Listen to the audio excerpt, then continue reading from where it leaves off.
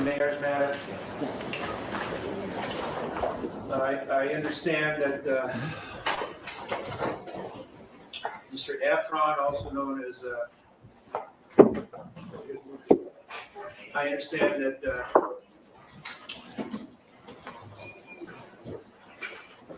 ASAP Relli is going to be called to the stand today. Is that right? That is the plan, yeah. All right. Relli is, I know, a very important witness to both sides. Governor, just so you know, he's in the court right now.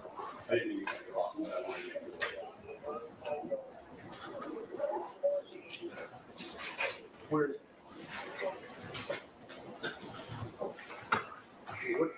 What's your first name? Terell.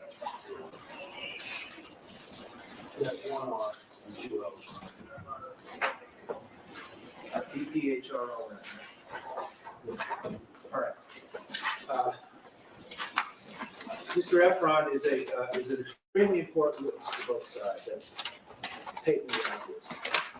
The jury is entitled to know him and about him, consistent with case law and statutory law. The parameters of questioning that I am permitting is based on my consideration of a number of factors, including the evidence code, specifically all aspects of evidence code section 352, the probative value weighed against prejudice, the relevance to issues that the jury will have to decide and discuss,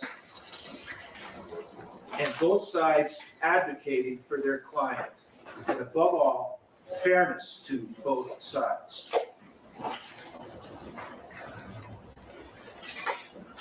The rulings on what Mr. Ephron can be questioned about on direct examination and cross-examination is final, with no input from either side. He can be called, he's been identified as ASAP Relli. He's also been identified as Terell Ephron. Depending on how you wish to address him, you can call him either Relli or Mr. Ephron. He is not to be asked any question that asks of him. Oh, and I mentioned, I had told counsel before that they could record what I'm saying now for future, in the future, for later today or any other time. And the people are welcome to also. We have one more thing. Oh, yeah.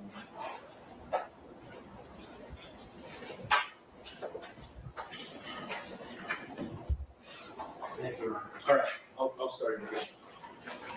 As I said, he can be called by both parties, either Relli or Mr. Ephron, whatever the counsel feels most comfortable with.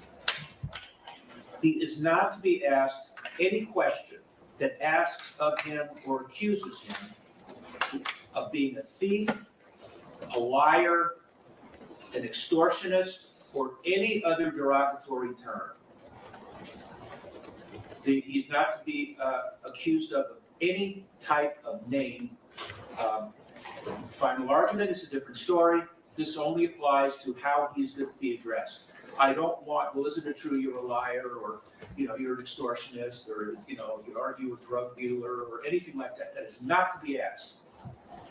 He can be asked about felony convictions involving moral turpitude. I have not seen a rap sheet of Mr. Ephron. Does Mr. Ephron have any felony convictions? No.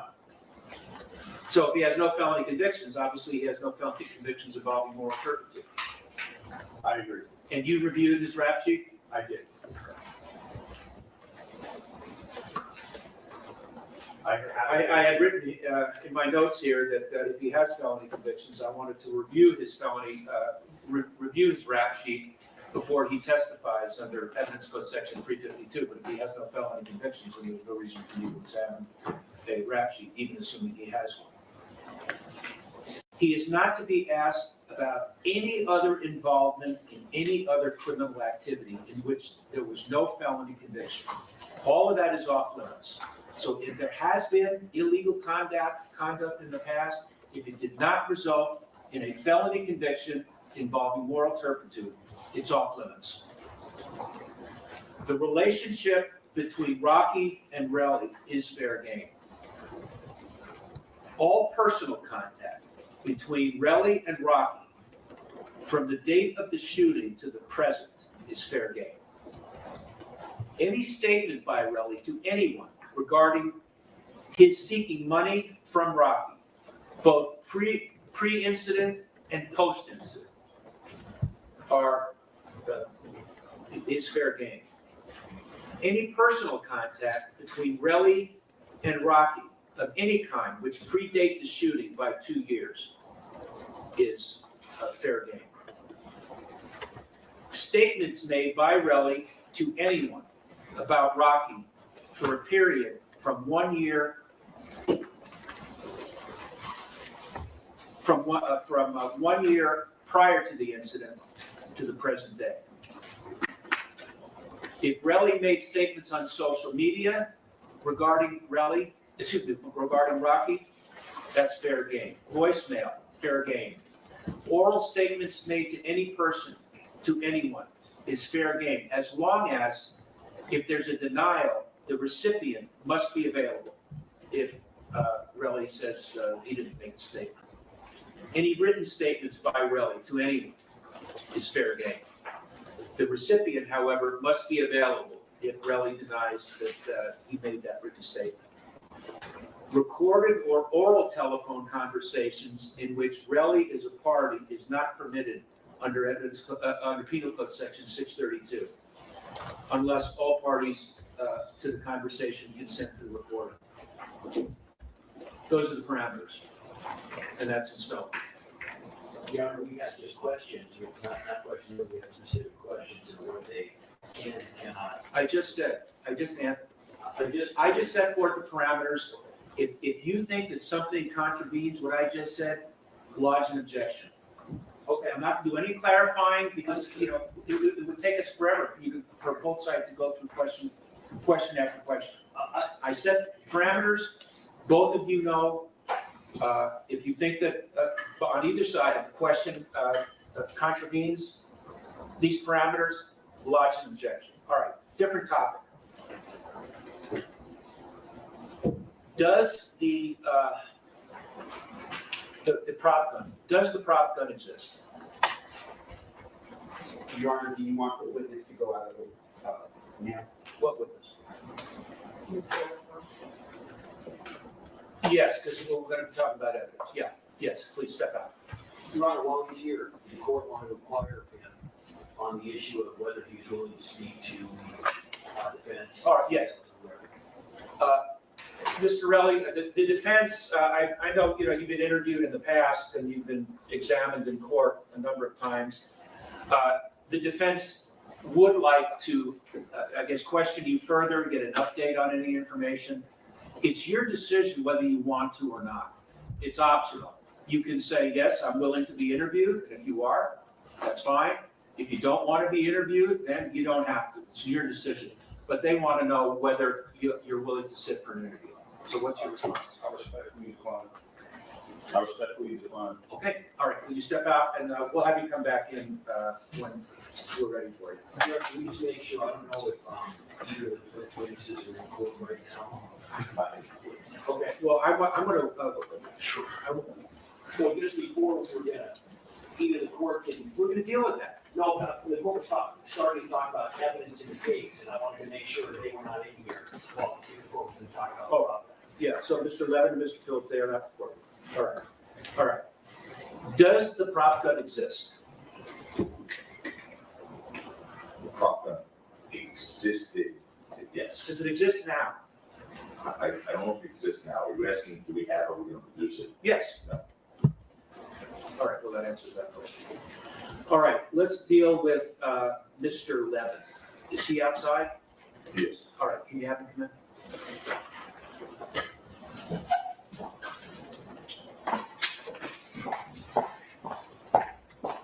And I don't see any reason why, no, we can't.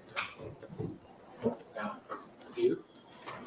I mean, I think technically, obviously, we're gonna be asking questions that go to this area. Council, I don't have a problem being, if council has an objection, I think we'd be well. Do you see any reason why you can't be in here? I'm gonna be talking now about Levin and Phillips, so I'm not talking anymore. I don't think you should be here.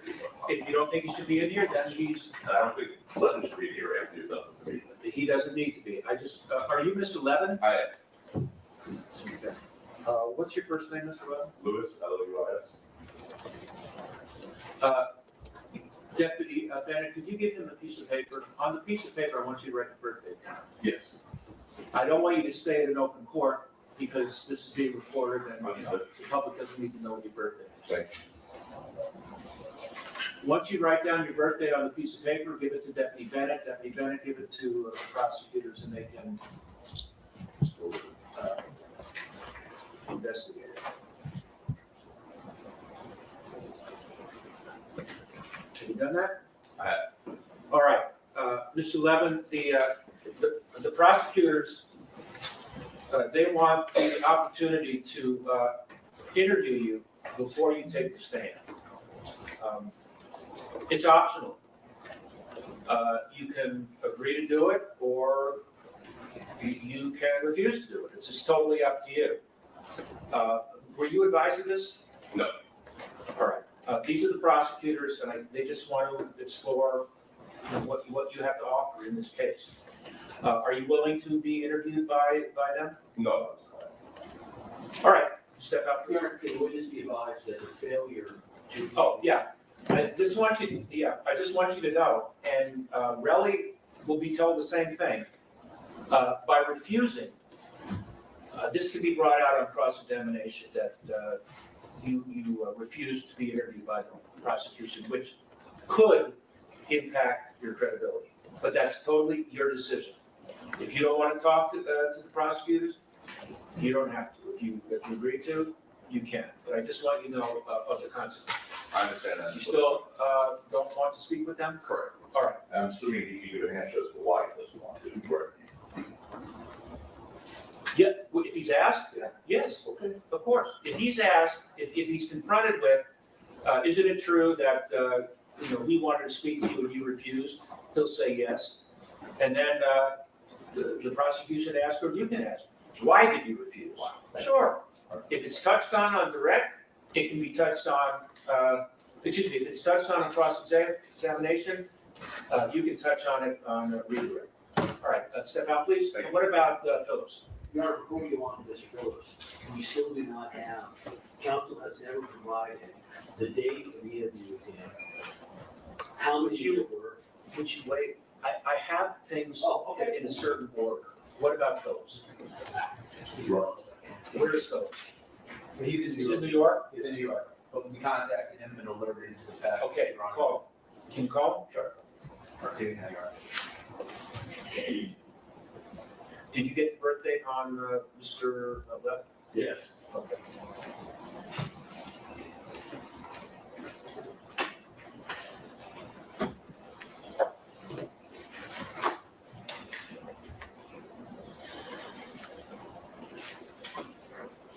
What is Phillips' first name? Janelle. Jamel, Janelle. Jamel.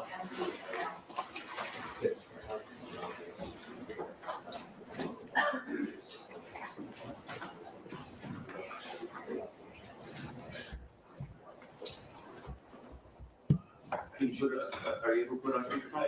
Yes. All right. Your Honor, Mr. Phillips is here on speakerphone. All right. Mr. Jamel Phillips?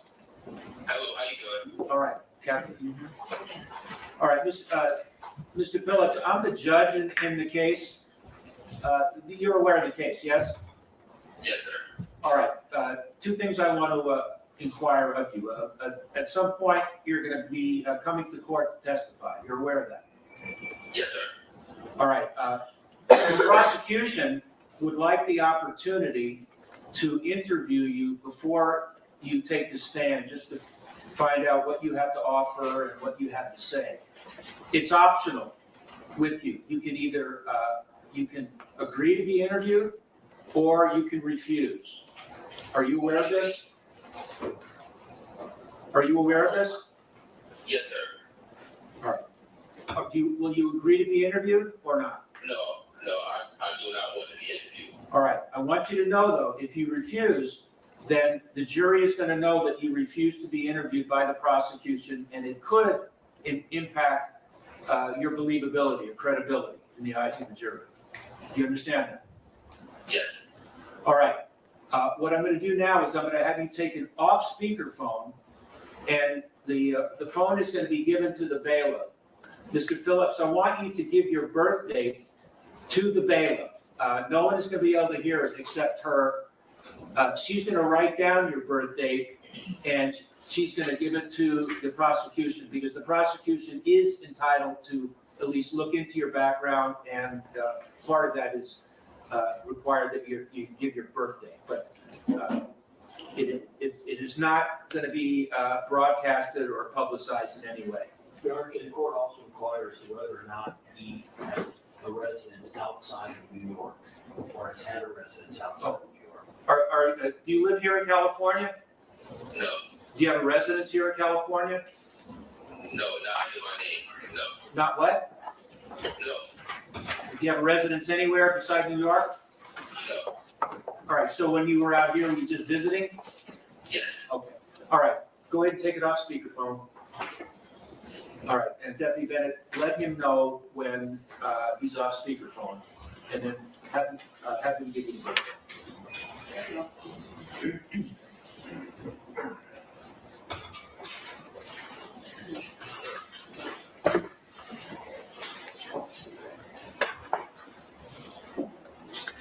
Do you want him on like 24-hour call, or is that handled?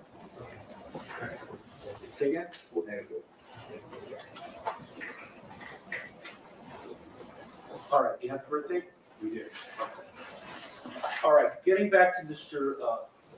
Levin, since he's being called as a witness, how many times has he been interviewed by anybody from your office?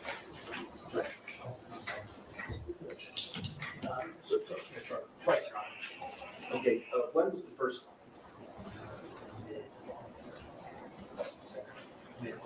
That would have been in August, Your Honor, About 24? of 24, And where did the interview take place? in our office in Manhattan. Was the interview recorded in any way? It was not, Who was present for the interview? Mr. Tacopina and Ms. Mazzoni, along with myself. How long did the interview last? I'm trying to recall, Your Honor. About an hour and a half. Hour and a half. And nobody took notes or prepared a written statement as to what Mr. Levin said? No, Your Honor, it was a conversation. I had said that the people are entitled to at least know the sum and substance. Since there's no written recording of what happened, the people are entitled to know the sum and substance of your conversation. So that is to be generated today. We did that, Your Honor, we provided it. Oh, you did? Yeah, the court, if the court recalls, Your Honor, the court made an order that they were supposed to turn over the show. Did they? What we originally got was, we got a paragraph saying he was gonna talk about his observations, not what the observations were. The day before we started trial on 20, we got approximately a 15-line summary that certainly would not take an hour and a half, with no dates as to when the interview occurred, nothing about who was there. By the way, even now, what they're just told the court is, there's an interview in mid-August, they can't even say what date it was. And what they gave us was simply apparently a combination of What's the everything date? he said. I know you know what date it is, so what's the date?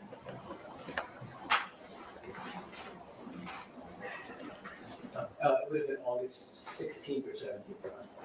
All right. When was the second time you interviewed? About? No, not about. When was the second time? Your Honor, of course, I'd like to have questions to deal with it, right? On this. We have the same issues with some of the evidence, right? All right. Well, let's deal with this, and then I'll listen to what you have to say. All right, what was the second time?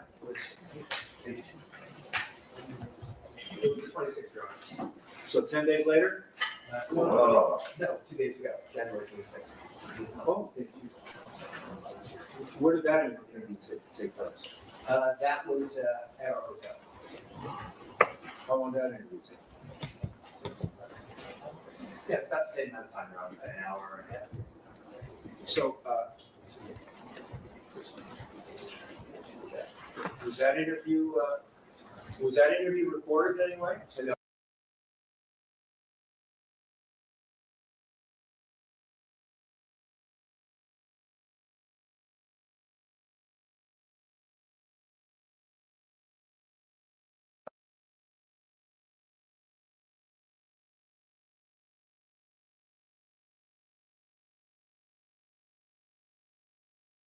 Three hours worth of interviews. We had a total of about 15 lines. The court's aware, on the 20th, the court expressed skepticism. On the 15th, the court expressed skepticism that the defense did not record it, did not write anything down, did not have any substance as to what was said. Right. So apparently, after the court gave that lecture, they conducted another interview 2 days ago, where again, they don't record it, they don't make any notes about it, and they don't turn anything over. They're not required to. If they choose to do their job that way, then they do their job that way. They are required to let us know that they have interviewed the defendant or the witness. Yeah. They have to let us know that interview took place, when it took place, who was there. It appears that, again, I'm not gonna pull punches. It's very clear what's going on. All right, so what do you suggest? Well, what I suggest is I find completely disingenuous that we have 3 hours now worth of interviews. We got a total of about 15 lines. Very little detail about what's going on. And so if all of a sudden he ends up testifying to more detail than he gave, and the court already has, because we've said it, if he ends up testifying to more detail than what he has previously provided in this mid-drive summary, then we got a discovery violation. Who's going to be a question? All right, are you going to be going into any subjects or areas that are not covered in what you gave to prosecutors? No, Your Honor.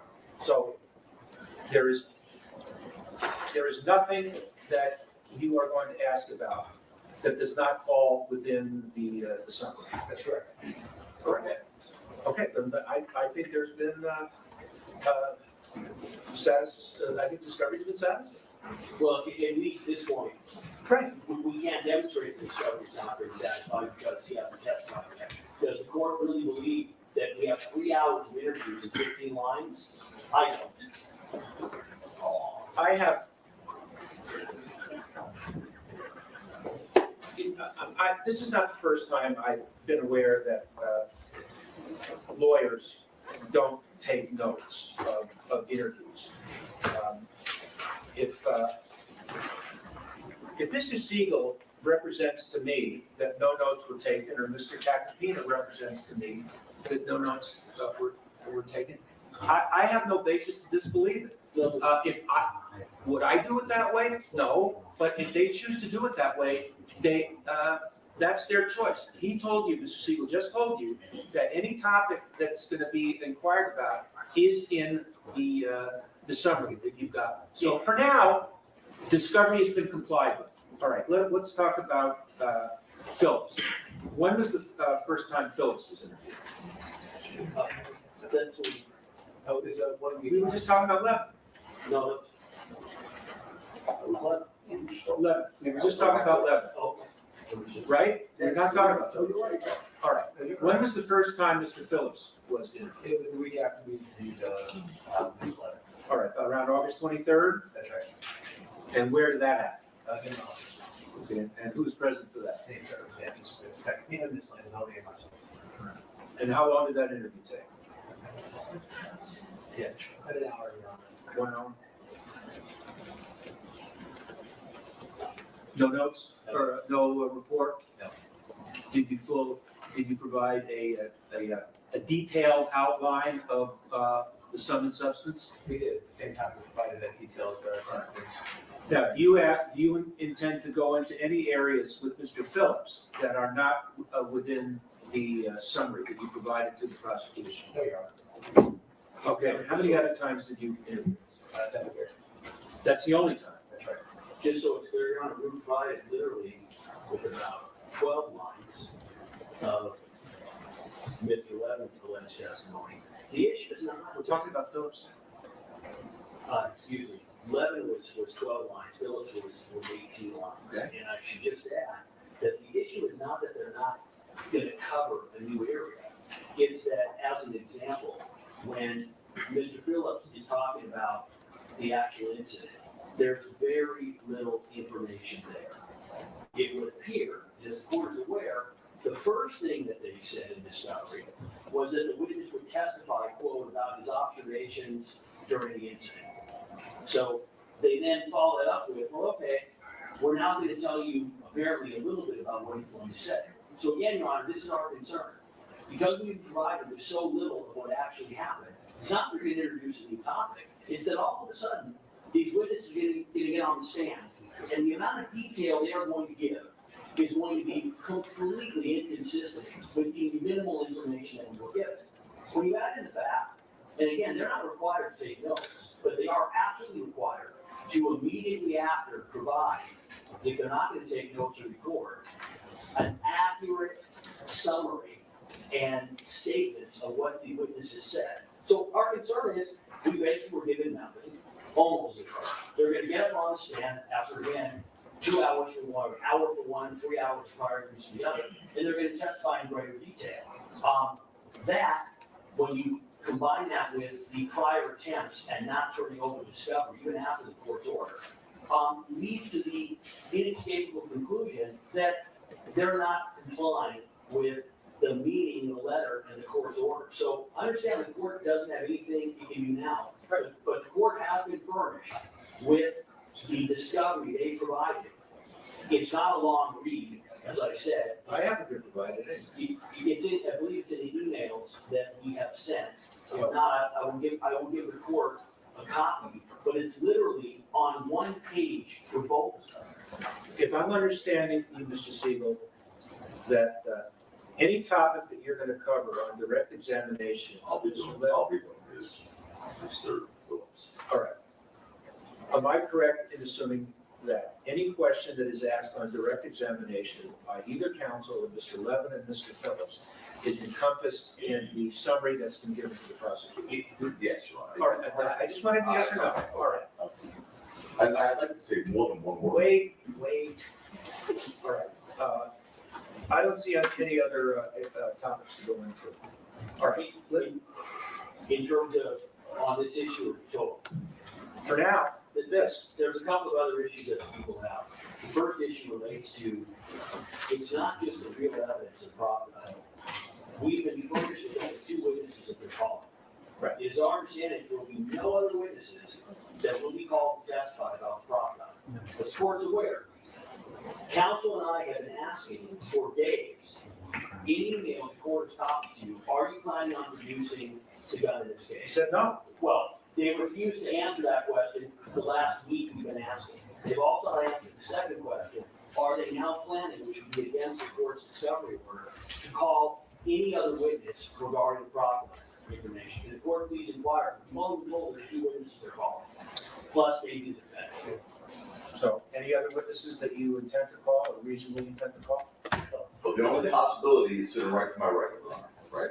Thank you, All Your right, Honor. so it's either the Levin, Phillips, and Rocky, or just Levin and Phillips. The next issue that we would have, Your Honor, is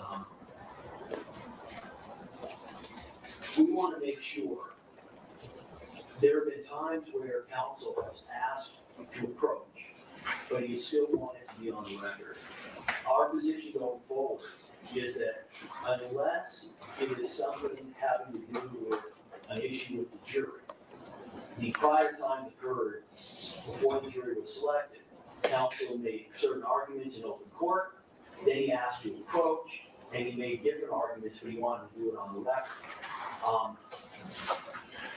Unless the court orders it, and there's a good reason, The last time this happened, Your Honor, as the court is aware, counsel elected at his request to give a speech that he was very happy with his jury, wanted it to be known that he was happy with the Give a jury. speech. You are. Stop, don't interrupt. Oh, okay, fine. You'll have a chance. Oh, I know, but he should. You'll have a chance. I know Wait what till he's he doing. finishes, then you will have a I chance. know what he's doing right now. Do not interrupt either of, neither of you interrupt the other. He said, I need to say something in open court. And then he made a statement about how they were very happy with the jury. Clearly, it didn't matter to the court. He then asked to approach. When we asked to approach, he said he wanted to do it on the record. On the record. But outside the press, he then complains about jury selection, about a specific juror, etc. We are not going to participate in Mr. Tacopina's attempts to manipulate the media. Again, that ties into the fact that when the case started, I very kindly said to Mr. Tacopina, hey, listen, I know you've been speaking to the media before trial. There was no worry of every right. Are you going to be saying anything once the trial started? He assured me in front of my co-counsel, the response was, John, I would never do that. I won't be saying anything to the press. Meantime, he is speaking, I already sent the court this, he's speaking to TMZ, he likes to say things to the press as he leaves the building. We took him at his word that he wasn't going to be talking to the press while the pendency of this trial was going on. This is necessity, as an example, we ended up hearing his arguments basically about the jury issues repeated by Al Sharpton. We're not going to try this case in the press. We're going to ask the court at this point to order Mr. Tacopina to not speak to the press during the pendency of this trial. Okay, I guess I'll start in reverse. First of all, I'd like him to provide a quote of what I said to the press, because one thing I've never done is speak about the facts of this case since the jury's been out. Never. Okay? But I do have here a quote from the district attorney, Mr. Hoffman, who did quote to Extra that he appreciates any time defense counsel is pretty sure they're going to prevail, but we don't bring cases unless we're very sure we can win those cases by establishing and meeting our burden of proof beyond a reasonable doubt. I believe that when we see the evidence that's going to be presented in this case, we'll meet that burden. So that's their district attorney. Okay? So I should be able to rebut something like that. That's different. That's saying we're going to win the case. We know the evidence and we'll meet our burden. I talked about nothing other than the potential issues with the jury. I didn't speak about the facts. I didn't speak about Mr. Ephron. And I won't do that. Now, the last thing he said when I spoke to TMZ, again, I defied him to provide to the court what I spoke about, because I didn't violate any more. First of all, there's no order. But I certainly, I know enough not to speak about the facts of the case. By the way, I didn't open statement to the jury. Certainly, I would never say anything outside of that opening statement, but I didn't even do that, Your Honor. I simply talked about the issue with the jury. And the reason I did that is because he just did again what he did the other day. Stood up and said, we're not happy with this jury. Try and get that message back to the jury that we're not happy with them. That is not the case. But, Your Honor, the reason I raised the issue about maybe we would have selected a different jury, or certainly a different juror or two, is because of the late disclosure of the ballistics report after a jury was impounded. And we have a right to make that record. It doesn't mean I'm unhappy with the jury. So, speaking of disingenuous, we're going to now get into disingenuous. But I did nothing but protect the record, protect my client. So that's first and foremost. So again, the issue that I spoke about off record was caused by their late disclosure of a report that was generated over a year ago by their lead detective in this case. That Mr. Lewin wants everyone to believe he just stumbled upon 3 days ago. He just stumbled upon 3 days ago. You don't have to whisper, just talk. Try to get that middle ground there. Just talk in the normal tone of voice. That he just stumbled upon 3 days ago. He made all these accusations about that's disingenuous. I don't believe it. Well, I don't believe that they just found that report from their lead detective who they interacted on a daily basis in this case 3 days ago. I don't believe it. That was done January 2020. I already made findings. I understand. In my view, nothing nefarious. I don't want to go over things that we've already gone over. Well, we just did. We still have to do it. He's asking that there be that both sides be directed not to make comments to the press. That's what he's asking for now. I'm not poking fingers, I'm not accusing anybody of any unethical conduct.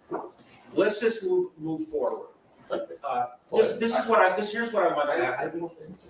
Oh, go ahead. All right, I just listened. Go. Now, we heard a little about the discovery issues about, this not being enough. I mean, I think this is incredibly detailed when it comes to Mr. Phillips, especially if this is a videotape. This is really detailed. Tell us what he's gonna observe at the scene, what he's gonna testify to, what he observed at the scene. Putting that aside, Based on what I've heard, I am satisfied, under the circumstances, that both sides have satisfied this discovery rule. so So there's no reason to go over about whether you have complied with discovery. I already found that you did. okay, now I want to talk about Ben. There was a police officer, the first one out of the box, Sergeant Zizzo. Right. The only thing we have from them, because, I assume the rules apply to both sides, right? The only thing we have from them is a two-line email saying we spoke to him on Wednesday. He testified Friday before. We spoke to him on Wednesday, and Jack, you have the emails? I heard it.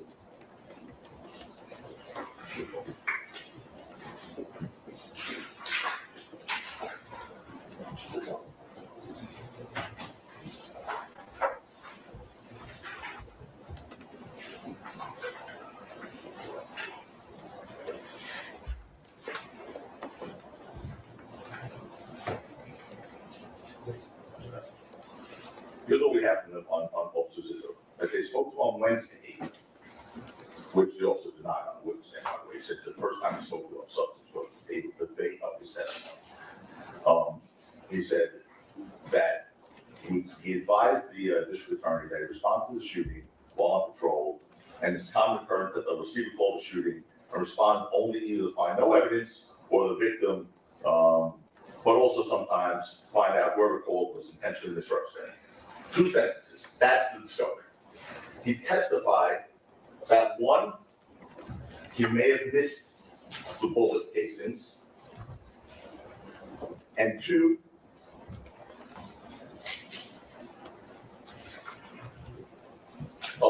he didn't know where to look. 2 sort of important things and he didn't agree, he didn't search the entire street. That was not in the disclosure. Not the disclosure at all, but yet I'm being accused of not giving them the right information. First of all, I don't have the date. There's nothing in that disclosure that they interviewed Friday before this testimony. We don't even have that interview. We don't have that date. We have Wednesday only. The witness said, no, I didn't speak to him on Wednesday or something. That was just about logistics. Okay, so before we start casting aspersions, I was going to even raise it tomorrow. Just happen. I understand this is trial. But, being that we're now throwing stones, let's hold the kettle back. Let's not throw stones. Well, I know, but they started. So I'm going to respond. This is a no squabbling zone. Oh, after he swallows. Well, I'm swallowing back. Well, you're a good swabber. You're doing a good job swabbing. All right. Regarding what Sergeant Zizzo testified, did he write a report? He did not write a report, but he obviously worried body worn video. That's been provided. That was provided. All right.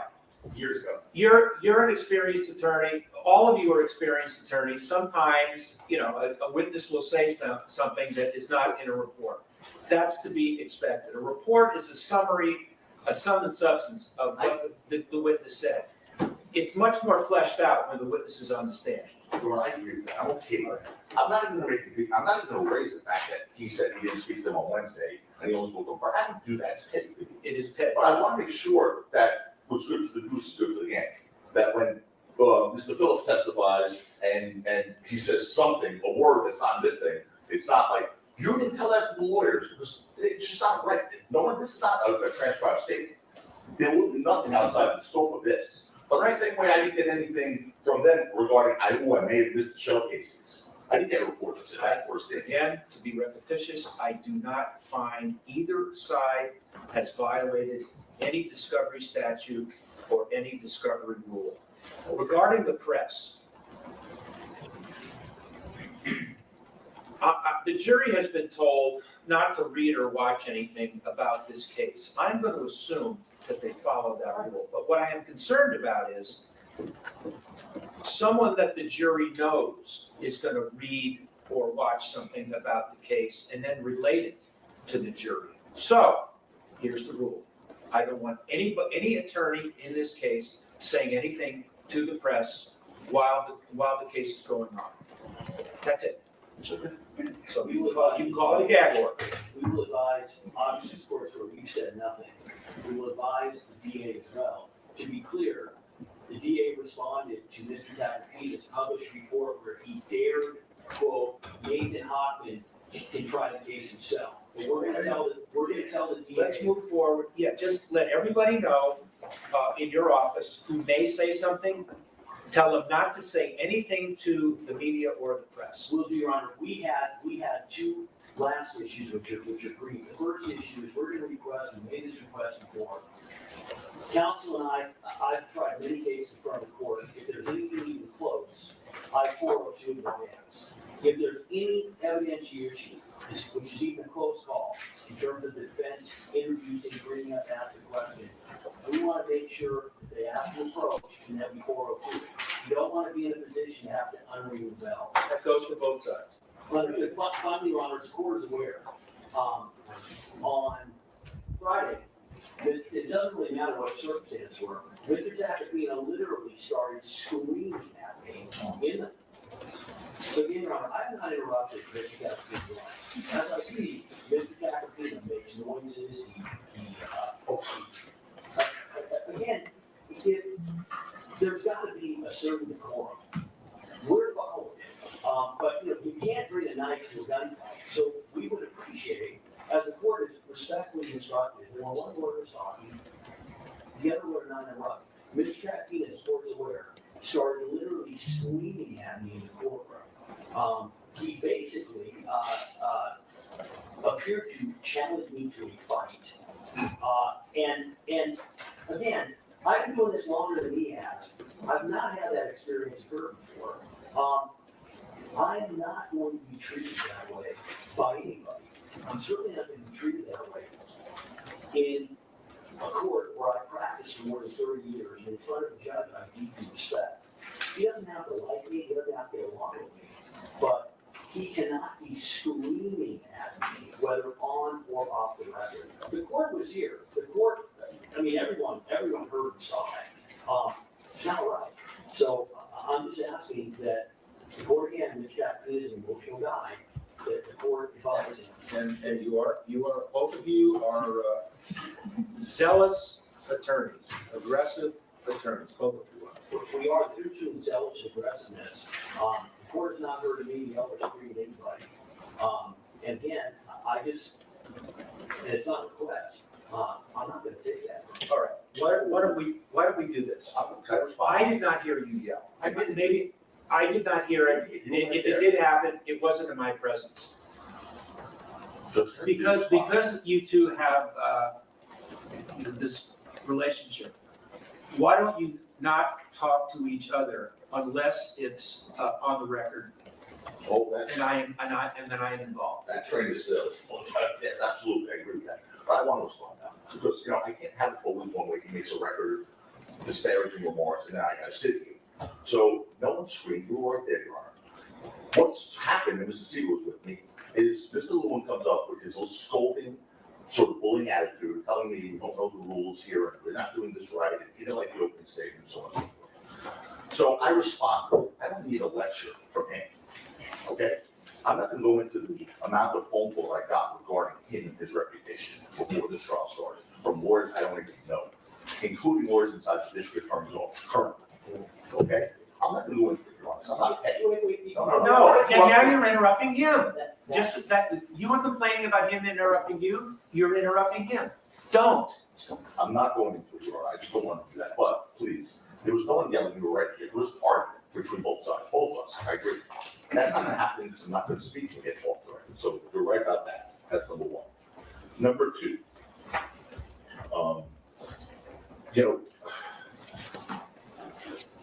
I have to also raise an issue, and I'm not past that, I don't want to even talk about that, when Your Honor was here, that's the end of that.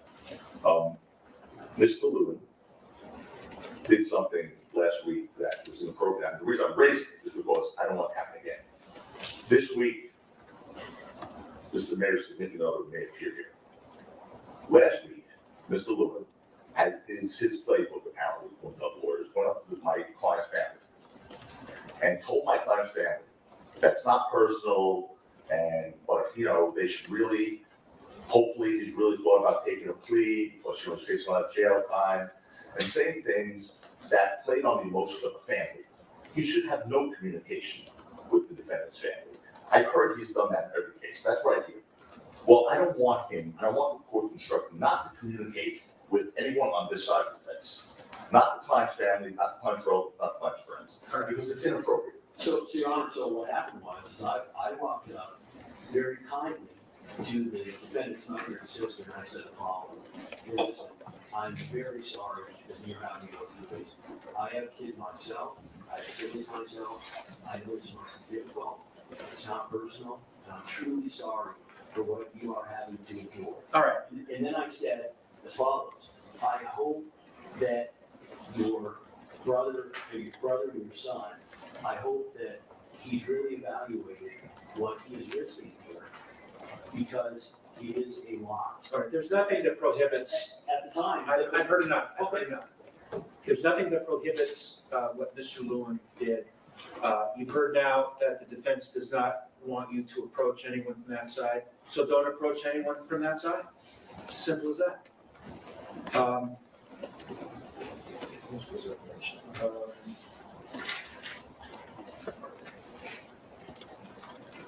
All right, Your Honor, again, there's just one evidentiary issue we need to deal with. another one? Yeah, unfortunately, What is as Mr. Lewin brings up, What is it? two every moment. I just want the record clear on this. What is it? It's that the defense doesn't need to preview our impeachment material on an eliminating motion. Mr. Lewin keeps saying, we need to bring it to the court's attention or his attention when we plan on introducing or using evidence so that he can have a 402 hearing.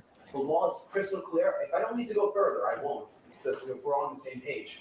But the law is crystal clear that there's no rule of law that would require the defense to disclose evidence gathered by an investigator who may tentatively be called by the defense for impeachment purposes, Hubbard versus Superior Court.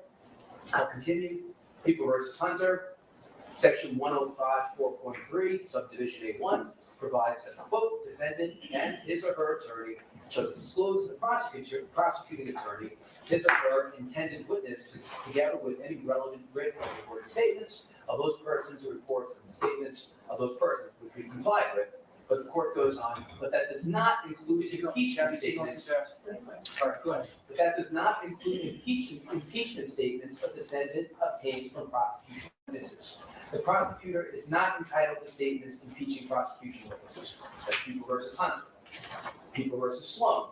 Here, the defense, the court noted, could use the messages on the tape to impeach a witness without disclosing the tape to the prosecution. The prosecutor was wrong that using the tape for impeachment was the same as introducing it into evidence. A few more cases. People versus Ledesma. The court noted, to the extent the evidence at issue was submitted to impeach, counsel may have been unwilling to give the prosecution the benefit of a preview of the defense case in order to obtain such rulings, which is what apparently Mr. Lewin is seeking to do now. But the court noted that the defense was appropriate in the way it proceeded. Two more. Illijah versus Superior Court. This is Aga, yes. Right. The defense is not required to disclose any statements it obtains from prosecution witnesses it may use to refute the prosecution's case during cross-examination. And you're going to mention Tillis. I'm going to mention Morrison, in which the court noted, nor did the discovery statutes obligate counsel to disclose she would impeach a witness with evidence of prior misconduct, particularly in that case, gun possession. Now, I understand, Your Honor, that the prosecution here wants us to do their homework for them, but the law doesn't require us to. For that matter, all of the impeachment material that we have arises from their own discovery. All right, let me tell you my view on impeachment. I'm aware of Illijah, but that's a California Supreme Court case. There's another California Supreme Court case that's called People versus Tillis, T-I-L-L-I-S. Both of them say the same thing. Impeachment evidence does not have to be disclosed. Impeachment witnesses, once the decision has been made to call them, does have to be disclosed. But the evidence does not. All right, we are at 5 minutes to go. I don't want the jury to wait, so let's give Kathy a break, and if anybody wants to use the facilities, they can. I want to get started right at 10:30. I just have one thing before we went to sit, just logistics. And What's logistics? Not controversial. The piece of evidence we put in on the defense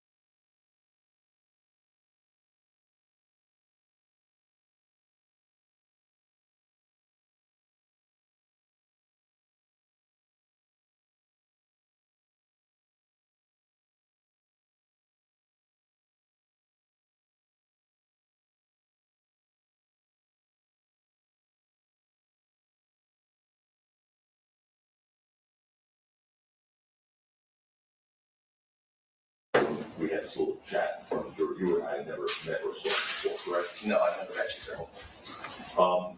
Since Friday, have you spoken to anyone about your testimony? I had people ask me about it, but didn't really get into detail. You didn't speak obviously to the prosecutors. All right. No, sir, we agreed not to in anticipation for that question. There you go. When you say you have people ask you about it, who asked you about it? Coworkers, friends, that sort of thing. Oh, curious. Sure. But you go into it with that now. Again, when you just to recap, when you were arriving at the scene of a call for shooting, you looked for victims, right? Correct. Damage to vehicles in this instance, Correct. shell casings. Correct. Now, we put into evidence defense exhibit A. Can you see that on the screen in front of you? This one doesn't work, but I'll turn. Okay, thanks. Anyway, the street shown there in this video is East Del Mar, right? Correct. Okay. And the video starts at the end of East Del Mar, closest to Selma, right? Correct. It's right at the intersection. And with the first 15 seconds of that video, you approach a homeless person and ask if he heard a shooting. Do you recall that? I don't independently recall that. Okay, let's play that part.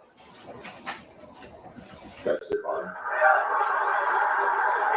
Hey, pal, did you hear any shooting over here? Yeah? Okay, that's you, right? Yes, on the left side. Okay, you were asking, you said, hey, Al, did you hear a shooting over here, correct? Yes, that was me. Okay. By the way, why was your body cam not on there anymore? I really don't remember. I don't have an answer for that. Your Honor, just for the purpose of going forward here, we have copies of the transcript of this in case we have to refer to that. I have many copies.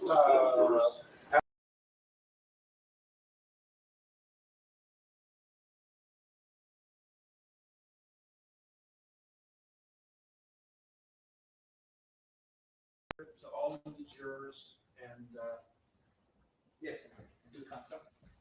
does anybody counsel have any one of these transcripts? We might, No, I don't think so. That's okay. No, we got it. The way to distribute them? No, it's true. yes, sir. What are you arguing this is gonna be? D. He's a boy.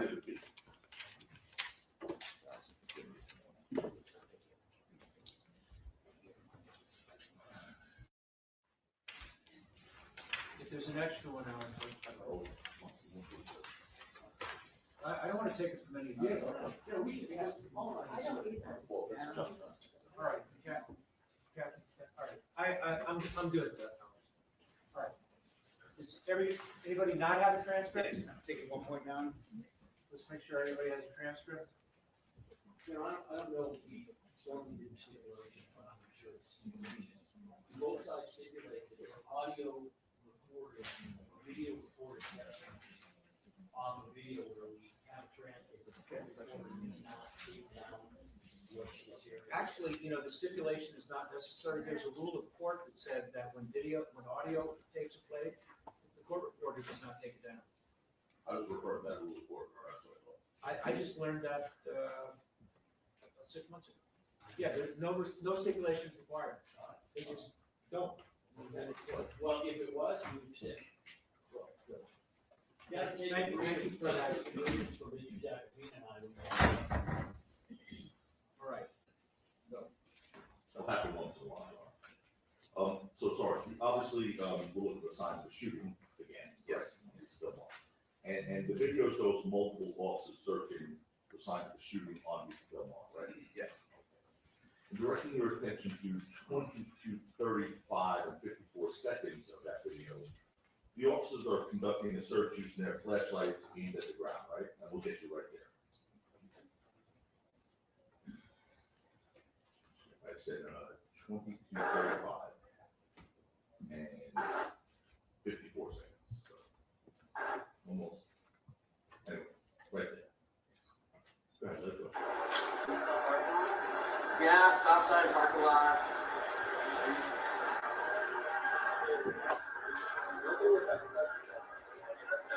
Right now? What's your step right here?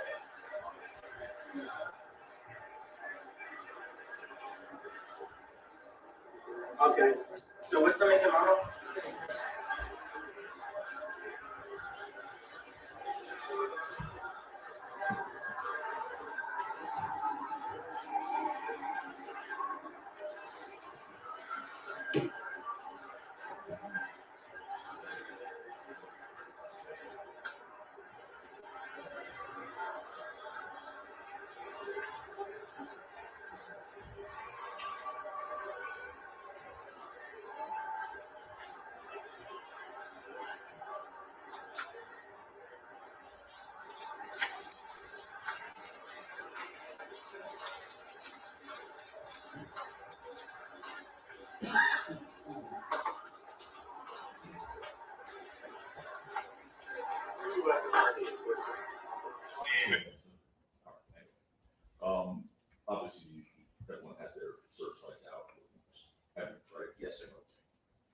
obviously, this is something you agree with, that you wouldn't have wanted to, and none of you would have wanted to overlook important evidence at the scene of the shooting, right?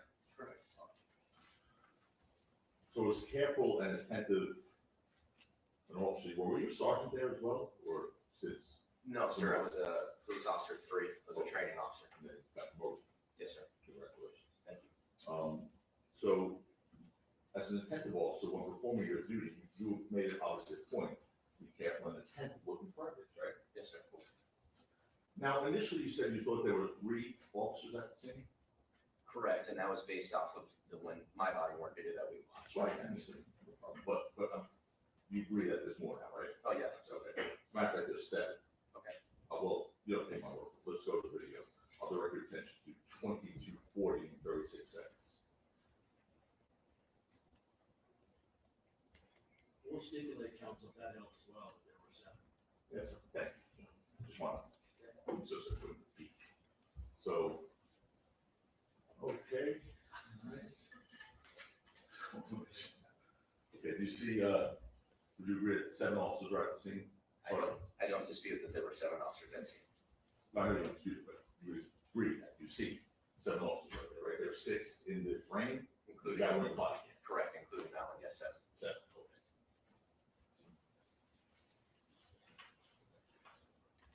And everyone, to your knowledge, was doing their job when they were at the scene, correct? Yes. Direct your attention to 22:37:03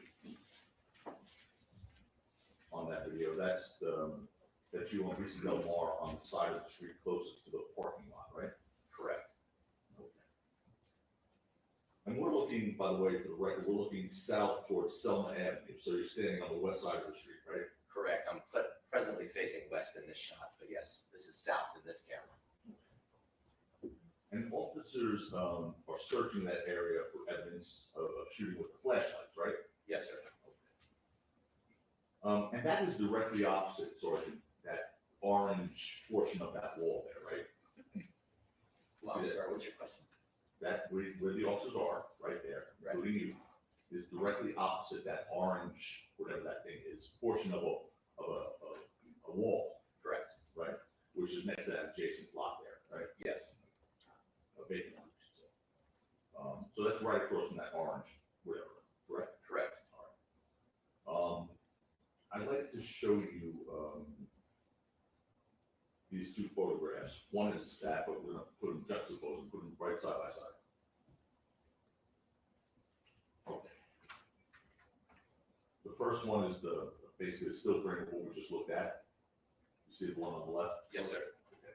And that's you guys right across from that orange wall, we'll call it. Correct, yes. And then the one on the right, with that single individual there, he appears to be standing in that same exact spot. You also start with that orange wall there as well. We can blow it up with the camera.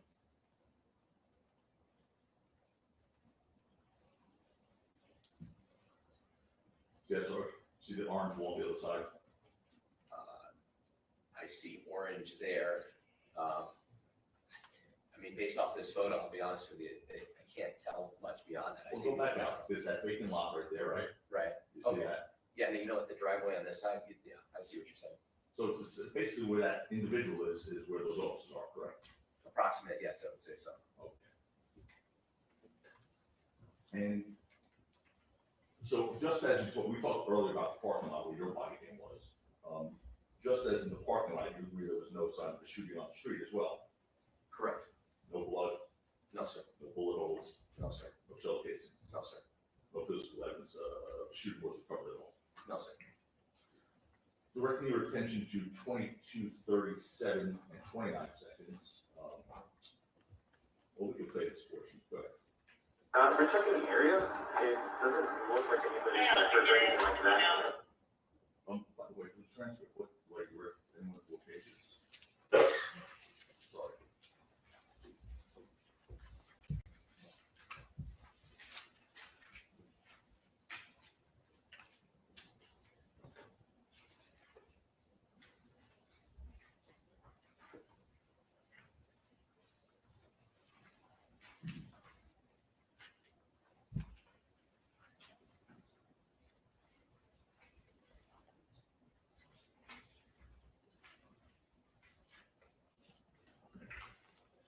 Page 2, line 14 of that transcript, which is defense exhibit B, please. Sorry, you have it? I actually do not. Oh. Sorry, I'll give you this copy.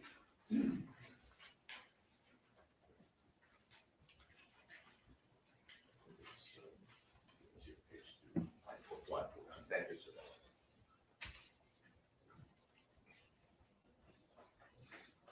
Okay, we, start playing that portion again, maybe go back a few seconds.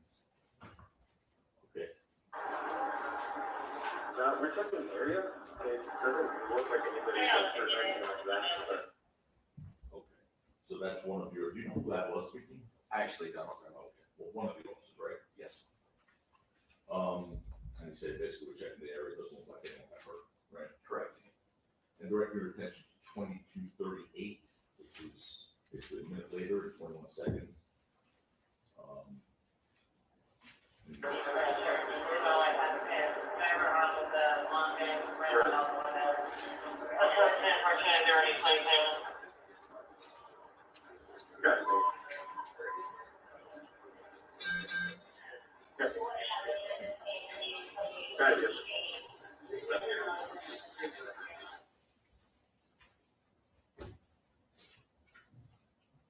and check every car in the block. There's nothing, no hits.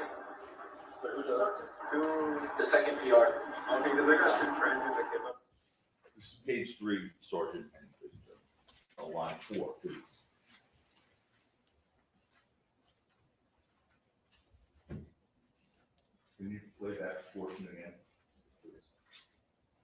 So they were only possible. And check every car in the block. There's nothing, no hits. Okay.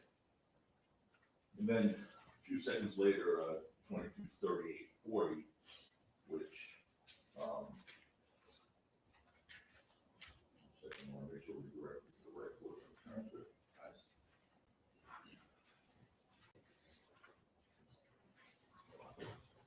Okay. Next course, I'll direct you to the same page, page 3, line 20. So there, line 20. And now we can play that portion. Go ahead. Gonna be no evidence for now. We can give no evidence. So one of the officers, you know who that was speaking, by the way? I did. Who was that? So at the time, Officer John Cook, now Sergeant John Cook. Sorry, John, okay. They said it's gonna be no evidence for now, we have no victims, no hits, no evidence, right? Correct. Now, directing your attention, normal time, direct your attention to 2240-04. Last page, here it is.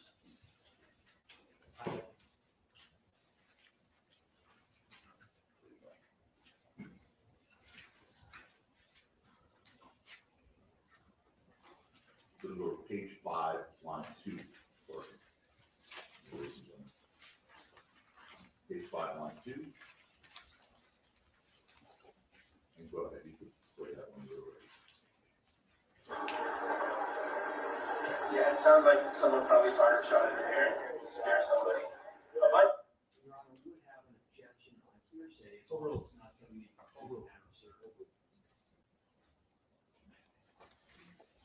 And lastly, direct your attention to 2240 and 26 seconds, which would be same page, page 5, line 14, Sergeant. Yes, sir. Okay, go ahead. well, no victims as of now, so unless one pops up in the hospital, probably just a warning shot. Okay, you got it. Okay, who was that speaking, do you know? That's also, Sergeant Cook? Yes. John Cook, whatever. yes, Again, no victims as of now, unless it pops up in the hospital, it's probably just a warning shot, right? that's what he said. And after responding to Lisa Del Mar and Selma Avenue, and carefully searching the scene with the fellow officers, you found no physical evidence of shooting whatsoever. That's correct. And of course, to be clear, that includes no evidence of a shell casing recovery, correct? Correct, that includes that as well. Thank you very much for your time. Yes, sir. Mr. Lewin, anything? Oh, Mr. Stolman, anything? Thank you. Go ahead. Right, Sergeant? Yes, sir. You were asked questions, I believe on Friday, of Mr. Tacopina about your conversations with the DAs on this case. Is that something that customarily happens prior to your testifying? Yes, it is in every case. And this incident specifically happened approximately just over 3 years ago, correct? Correct, yeah. When you first received a subpoena related to this case, did you immediately know what incident you were even called to testify about? Absolutely not, no. Was it of assistance to you in refreshing your memory to be directed to your body worn video from this specific incident? Absolutely, yes.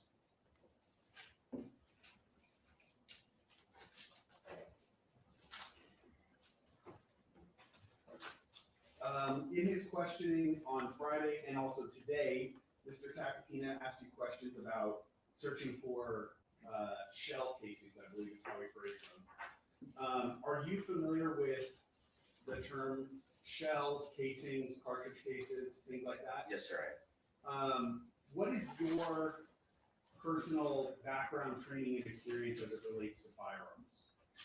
Well, I have the training I received from the Los Angeles Police Department. I've also attended various trainings outside on my own time related to firearms training, different weapon systems, marksmanship, mostly related, that sort of thing. In the course of that training that you're talking about, have you, can you even estimate how many rounds of ammunition you fired? I cannot. That's a lot. Right. Okay. Over the years, yes. Are you familiar with, just in general, with handguns, the difference between a revolver and a semi-automatic pistol? I am, yes. And in very broad terms, what is the difference between those two types of guns? Well, I think the biggest distinction would be that a revolver operates from a rotating cylinder where it has each individual chambers, usually typically 5 or 6 chambers, where each round, the bullet, sits inside the individual chambers. And when the trigger is pressed to the rear, the cylinder rotates, hammer comes back, strikes the round, discharges the round. Then it continues to rotate. The difference between that and a semi-automatic pistol is all of those rounds are contained in a magazine, and it's magazine fed, so there is no rotating cylinder. Revolvers do not eject those casings the same way a semi-automatic weapon does. Every trigger press with a semi-automatic weapon, a shell casing ejects. And with a revolver, it stays within that chamber, continues to rotate until the weapon is empty, and then you manually eject those casings all at once. So when you were looking for evidence at this scene specifically of cartridge cases being on the ground, that would be in the expectation that a semi-automatic pistol was used, correct? Correct. Because with a semi-automatic, those cartridge cases, once the bullet is fired, come out the side of the gun. Correct, with every press of the trigger. Okay. And is that true of all semi-automatic handguns? That's how they operate? Yes. Have you personally fired semi-automatic handguns? Yes, I have. When you fire, just in your own personal experience, when you fire a semi-automatic handgun, do those cartridge cases always come out in exactly the same trajectory, or do they kind of have a tendency to go in different directions? In different directions. Okay.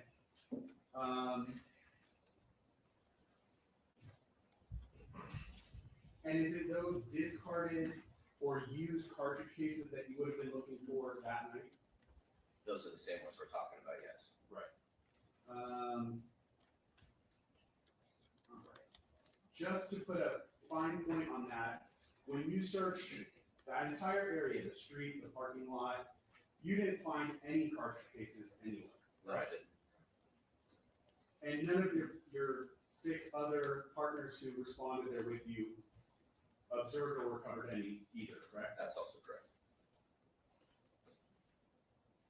You were asked questions, or I'm sorry, this, I think you were directed to the transcript, about page 3, lines 4 and 5, where one of your partners says that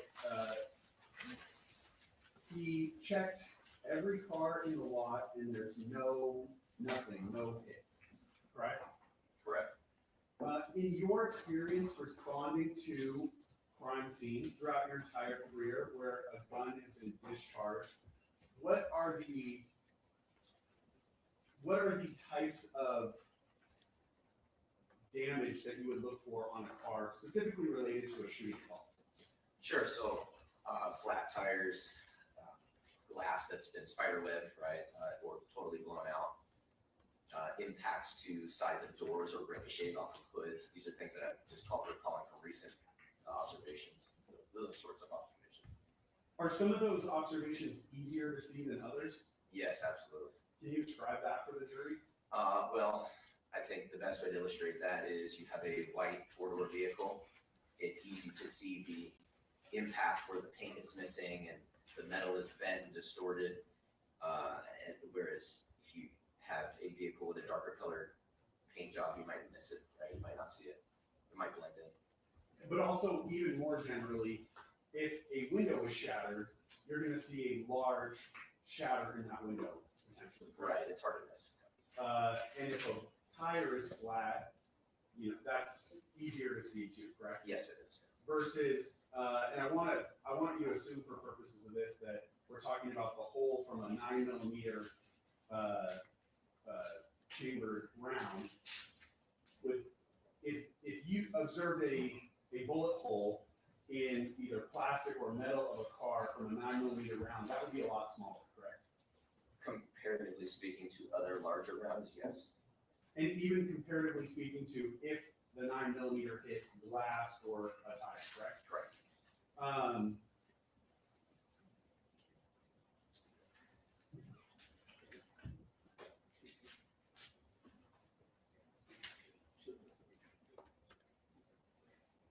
If a firearm was fired in a downward trajectory and struck the ground, would you expect the round would either ricochet up into the bottom of the car or potentially fragment into bullet fragments that would then strike the car? I think both of those scenarios are possible. Okay. Did you and your partners check the bottoms of cars? No, we didn't. In fact, to this point of any damage on the cars, were you or any of your partners, to your knowledge at that scene, familiar with the condition of any of those cars before you responded? No, we weren't. So you don't know if any of those cars already had any damage? That's correct.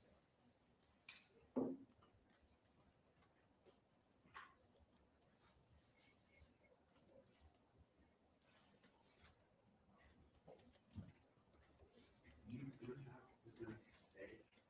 No. Okay. I need a video. Do you have it on a DVD or? Yeah. Oh, okay. I can do it. I can do it on my computer.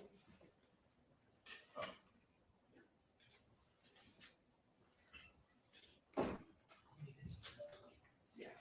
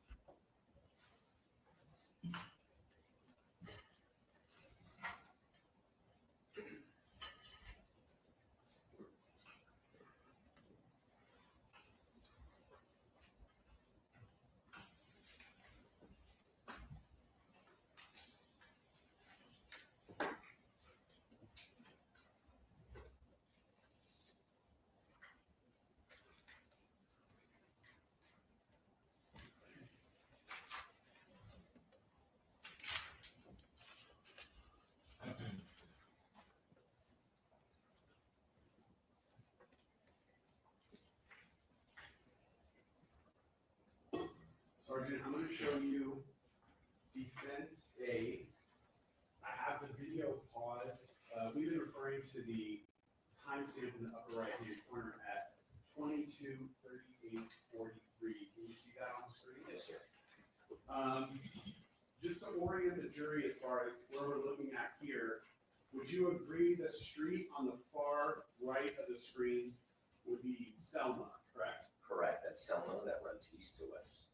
And then we can just barely see a stop sign. And there's kind of a street directly in front of the officer who's shooting this video, correct? And that would be Vista Del Mar. Correct, that's Vista Del Mar. Okay. I want to direct your attention to the handicap parking stalls there. Would you agree that the one closest to the stop sign does not have a car parked in? Correct.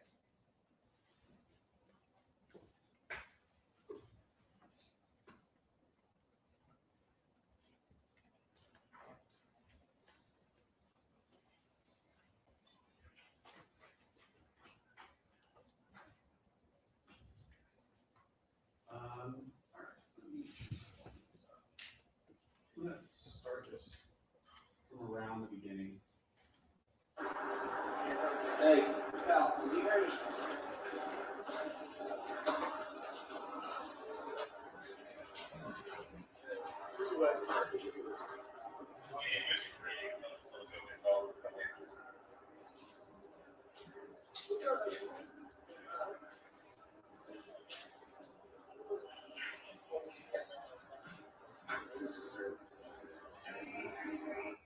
One second.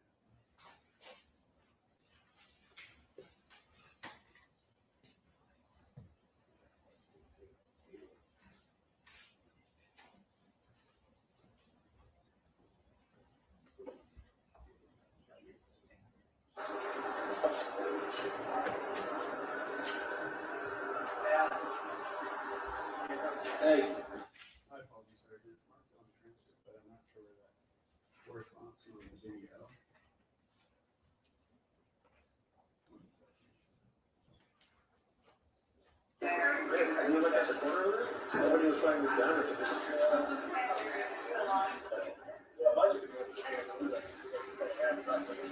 So, unless one pops up in the hospital, probably just a warning shot. Yeah, you got it, sir. You got it.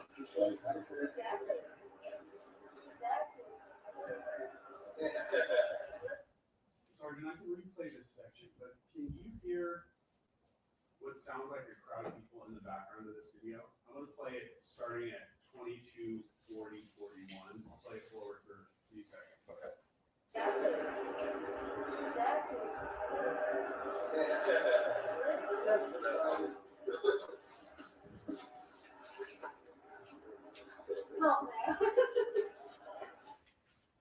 Do you hear a number of people's voices in the background?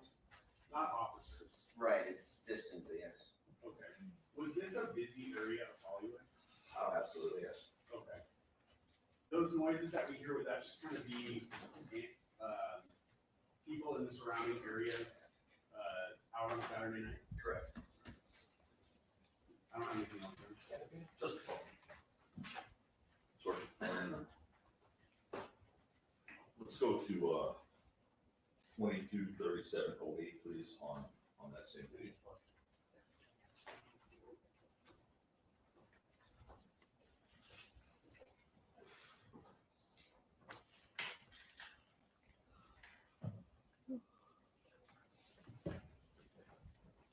So I just take a, there's our famous orange wall over there. You see that thing on the left? Yes, sir. All right. And right across where you guys were searching where that individual was before, right across there. Right. There's cars right next to that, right? Correct. Okay. Bunch of cars on the other side of that orange wall, right? The rider vans here. Yeah, but Yeah. yes, there's cars on the other side, I'm saying, of that orange wall, across the street where the offices are. Right, correct. Yes, you see those? Yes. And, okay, you could scoot around if you want. Or? No. We're done. Okay. So you talked about things that you're looking for, flat tires in the car, or broken glass, right? Yes, Those two. Impacts on side doors. Yes, sir. In any event, you found none of that, right? That's correct. And by the way, you never received a report or a complaint at any point in this case that the car was damaged, did you? At the time when I was at scene, I did not do that. At any time after, did you become aware? If somebody had reported it, Yeah. unless I handled it myself, I wouldn't have knowledge of it, right, if it was after the fact. And one last thing, the Glock is one of those semi-automatics that does in fact eject shell casings, right? Correct, it's a striker fire weapon. Thank you. All right, Sergeant Zizzo, thank you. Thanks for coming. come back today. You're excused next witness. My next witness is, Leah Rakim.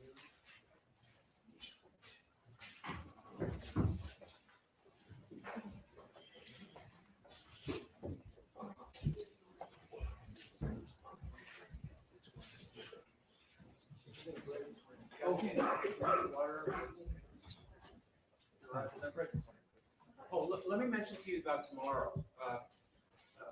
One of the people involved has a commitment that cannot be avoided. So we're going to start a little early and we're going to go a little longer. We're going to go 10 to 12:30, but that's going to be it. And then we'll break about 11:15. So be here tomorrow at 10, and then you'll be excused for the day at 12:30. The following day, normal schedule, 10:30 to noon, 1:30. Okay?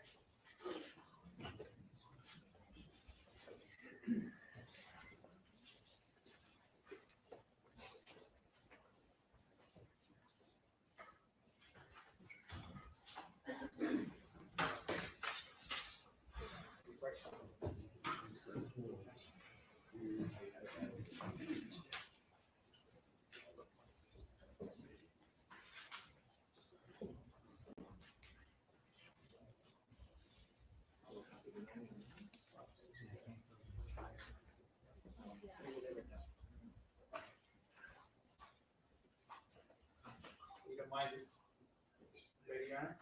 Yeah. You mind just raising your right hand for us, please? Thank you. Some of the state testimony may give the cause and opportunity before this court. Should be the truth, the whole truth, and nothing but the truth, so help you God. Thank you. Please take a seat on the witness stand there.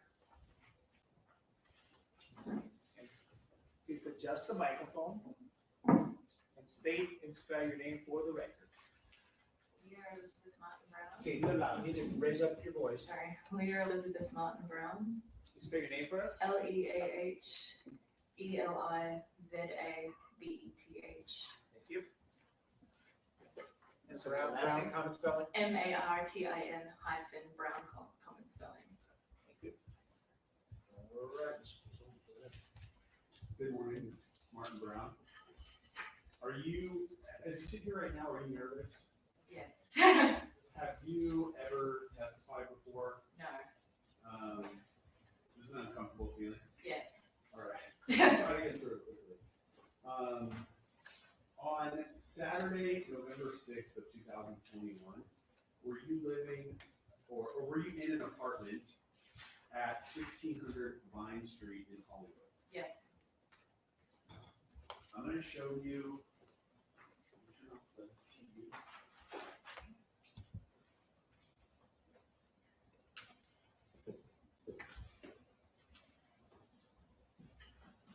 There's something that works up there that should work. All C's.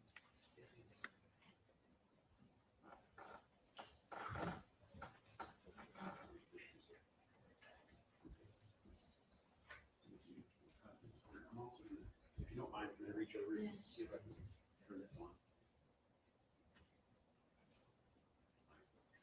There you go. And what exhibit are you showing us? This is People's Exhibit 1, Your Honor. Yeah. Ms. Martin Brown showing you what I marked as People's Exhibit 1. I'm going to direct your attention towards the bottom. You recognize the area that's depicted in that map? Yes. And is the apartment that you were at that evening depicted on this map? Yes. Can you point to it for us on the screen behind you? And there should be a stick. Okay. All right, and so she's pointing to the northwest corner of Argyle and Selma.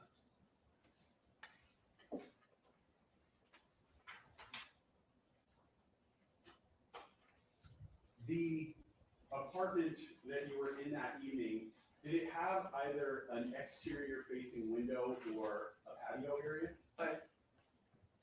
And what street did those windows look out on? Argyle and then also Selma. So from the window, you could see the corner of Argyle and Selma?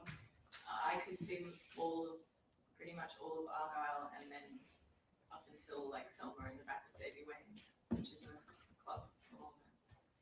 Where would Davy Wayne's be? Around here-ish. Okay, so you're pointing all the way to the corner of El Centro and Selma, correct? Yeah. Was the apartment that you were in, what floor was that on? The seventh, it was apartment 701. Okay. So from the 7th floor, you're up high enough that you can see over the buildings there, at the northeast corner of Argyle and Selma, correct? Sorry to go. Ask the court, please. Mind the thinking a little bit. Where people's position is foundational. Not the last question. So, We could put, that's a question. Okay, so from the 7th floor, you're up high enough that you can see over the buildings that are at the northeast corner of Argyle and Selma, correct? Sustain. Okay. If I could mark my next exhibit, Your Honor. 6. Equals 6. One-page document with a single photograph.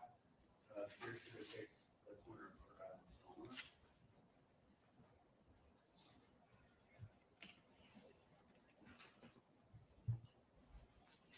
Showing you what I just marked as people 6. Do you recognize that street corner? Yes. And do you see the building that you were living in this photograph? Yes. Can you point to it for us? Great. I'm going to zoom in. You're pointing to the building on the far left of the screen. If I can. All right. The apartment that you were living in that building, was it? I'm pointing to the exact balcony. Oh, you are? Okay. This here. How do you want to describe that here? So I would say in the photograph, there are a number of. Why don't you bring it up to her, let her circle, I can do that. and then put it on the projector. That's good. Thank you.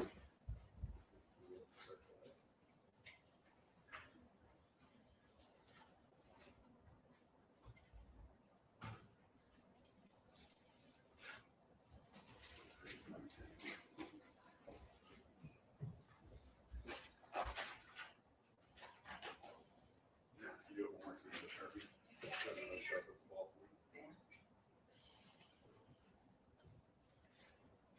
Thank you.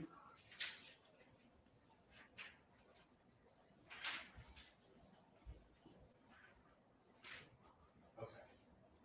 Putting people 6 back up. The black mark that you made here is the exact balcony you're talking about, correct? Now, it appears that directly across the street from the building that you were living in, there's a number of buildings on this corner of Argyle and Sons, correct? Correct. From your vantage point, could you see over those buildings? Yes.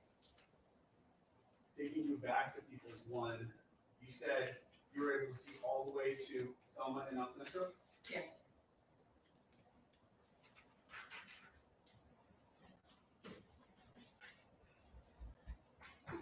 That night, so November 6, 2021, at approximately 10:18 p.m., did you call 911? Yes. Why did you call 911 that night? I thought someone had been hurt and I wanted to make sure an ambulance came. How was it that you thought someone had been hurt? I saw an altercation and it appeared that there may have been a gun involved. So I thought if someone was hurt, I didn't want them to die, if that had been the case. But again, I was on the 7th floor. So. How many people were involved in the altercation that you're talking about? 3. Where was the first place that you saw those 3 people, if you remember? Walking down Argyle. When you say walking down Argyle, what street would they have been walking towards? Selma. And how far up Argyle, so away from Selma, did you see them? Was there some point of reference that you have? The parking garage that leads into the El Centro apartments. Okay.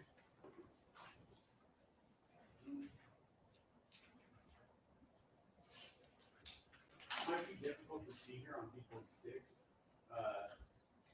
but do you see the entrance to the parking garage in this photograph? Sort of. Where is it that you sort of see that? It was a little further up here. Okay. There's a red, Indicating on the right-hand side of the photo, halfway up after the first set of cars on the right-hand side of the street. there's a red sign here that we can see that's vertical. Do you know, does that sign say, if you could read the full thing, does it say parking? I believe it does, yes. And would that Oh. essentially be the entrance to the parking lot? Yes, Maybe a little past that? it was a little further up that. but Okay. yes. Thank you.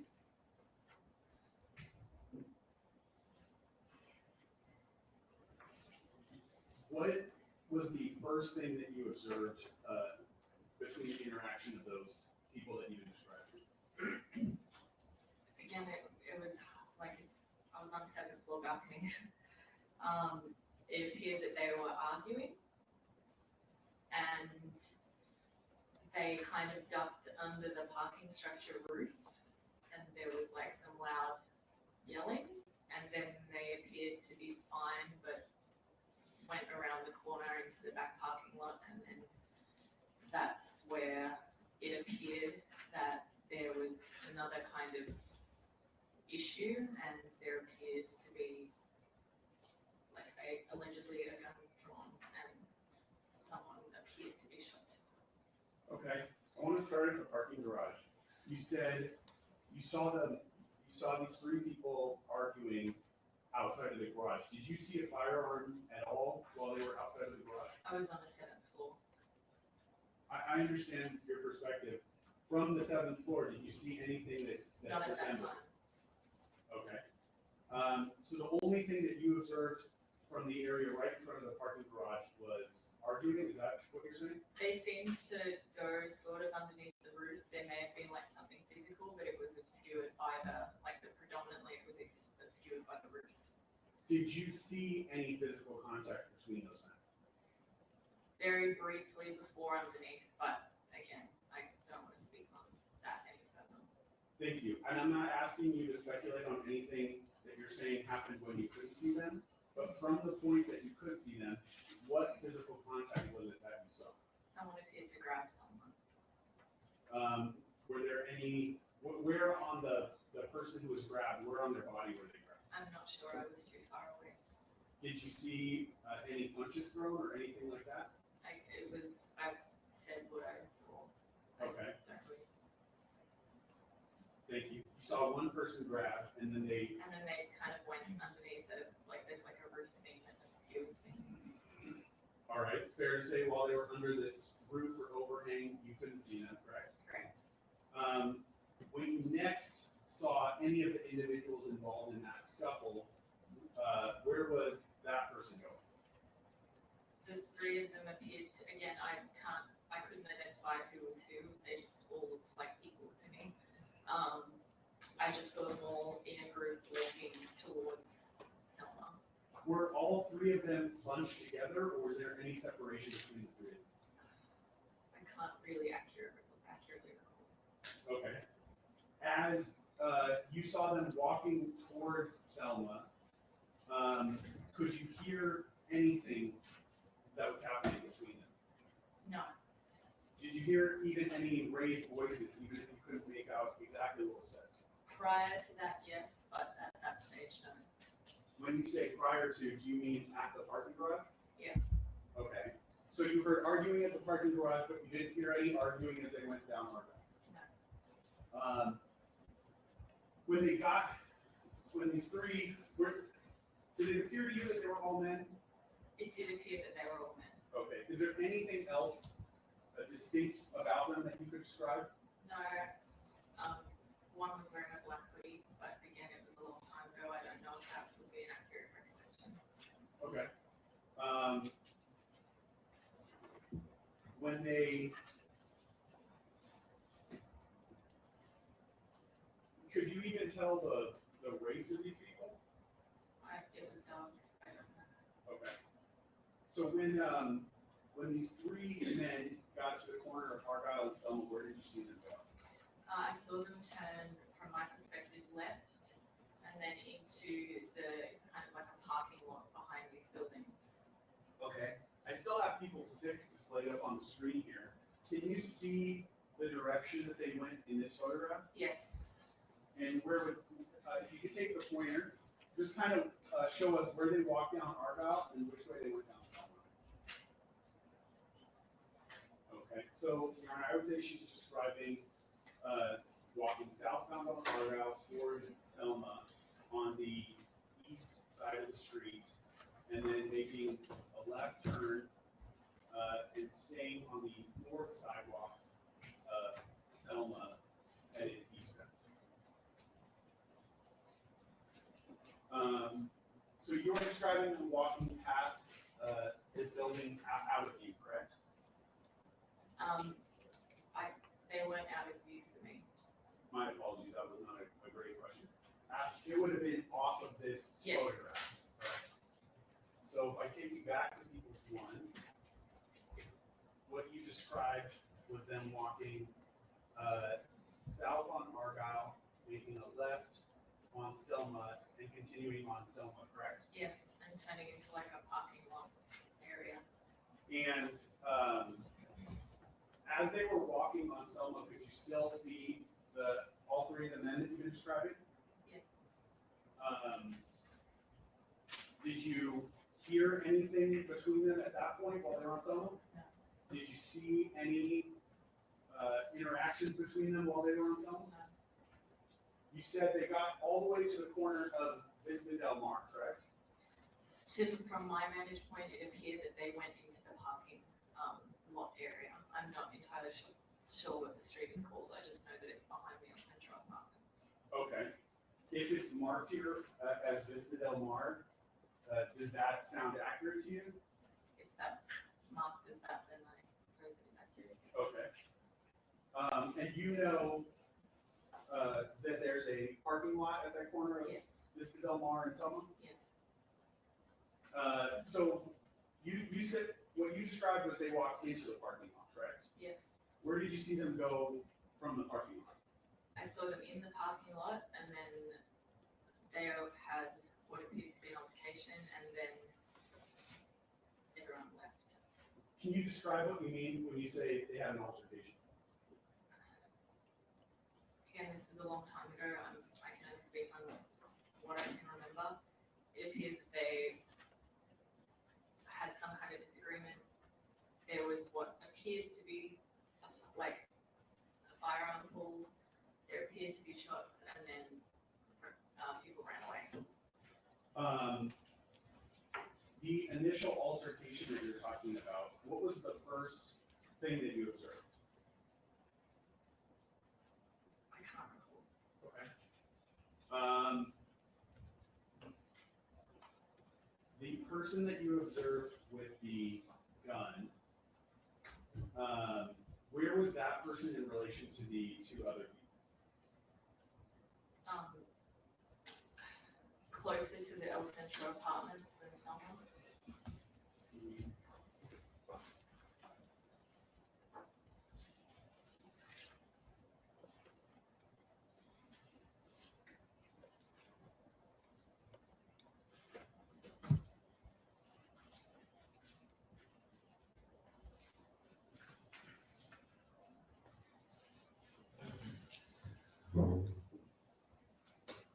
Just to let you know, we're gonna break, why don't we take a break now? All right, folks, we're gonna break now. Please be outside the court doors at 1:30, as close to that time as possible. We will resume with Ms. Martin Brown's testimony. Please do not discuss the case amongst yourselves or anybody else.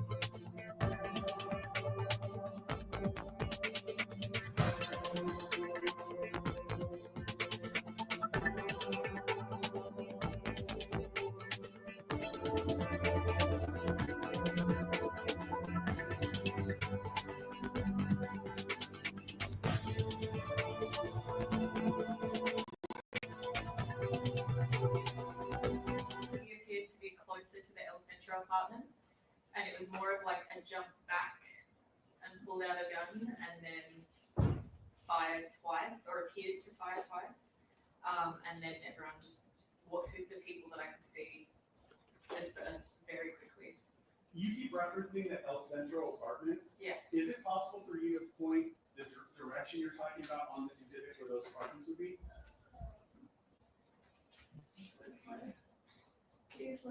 These ones here. Okay, so the direction that you're talking about that person taking on the street, can you kind of show us with the pointer on this exhibit? It happened inside a parking lot, so from this looks different different to how it did when I lived there, so, but it appeared that they could access, like ran through here towards Hollywood Boulevard. Generally, are you saying though running away from Selma? Yes, Okay. And that, the first person that you saw heading that direction was the man with the gun? yes.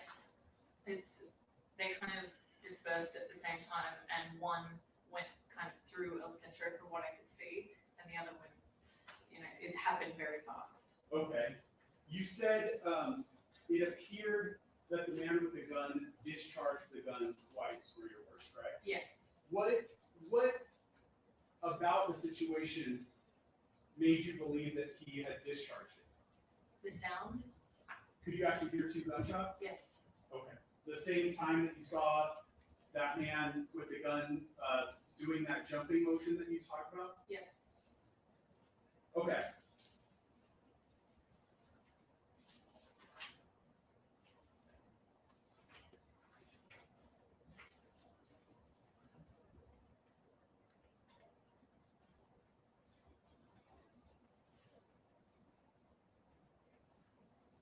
With that, Your Honor, I'm going to mark my next exhibit, the DVD and the transcript.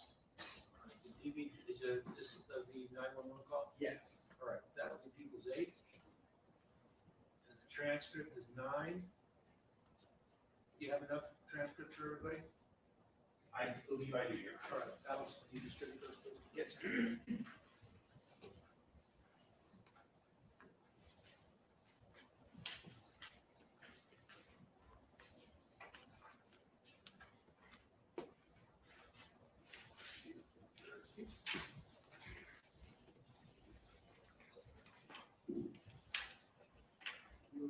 You have transcript? Here is the mark the transcript. Your Honor.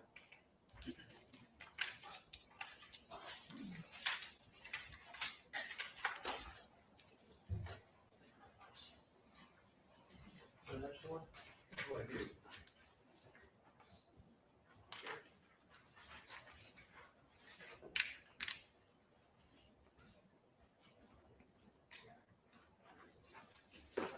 Oh, we're missing one. We got it. Everybody's got a transcript?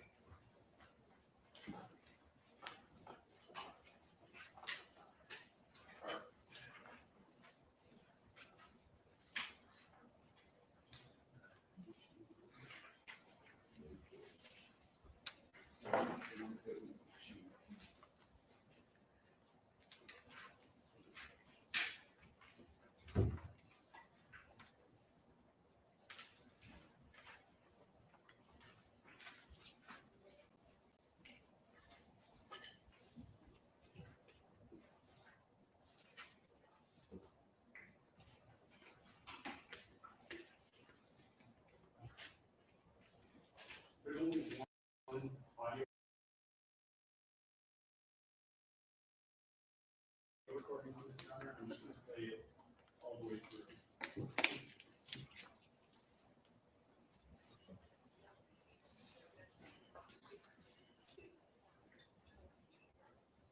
Gotta be louder.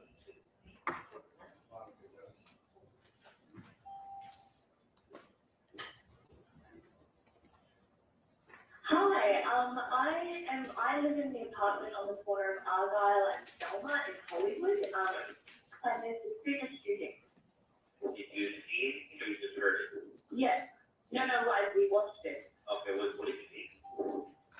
There were 4 men, and they were kind of fighting as they were walking along Argyle, and then they turned left on Selma, so we heard yelling and they started running, and they turned left into the back lot apartment, or El Centro apartment, and someone pulled out, the guy in the black sweatshirt pulled out a gun, Okay, and he shot, and I think the guy who shot was a blue.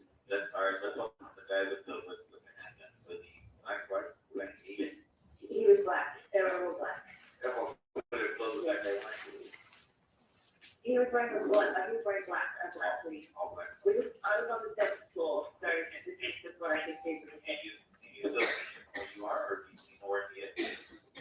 No, they all ran away in different directions. 2 of them ran like towards the El Centro apartment,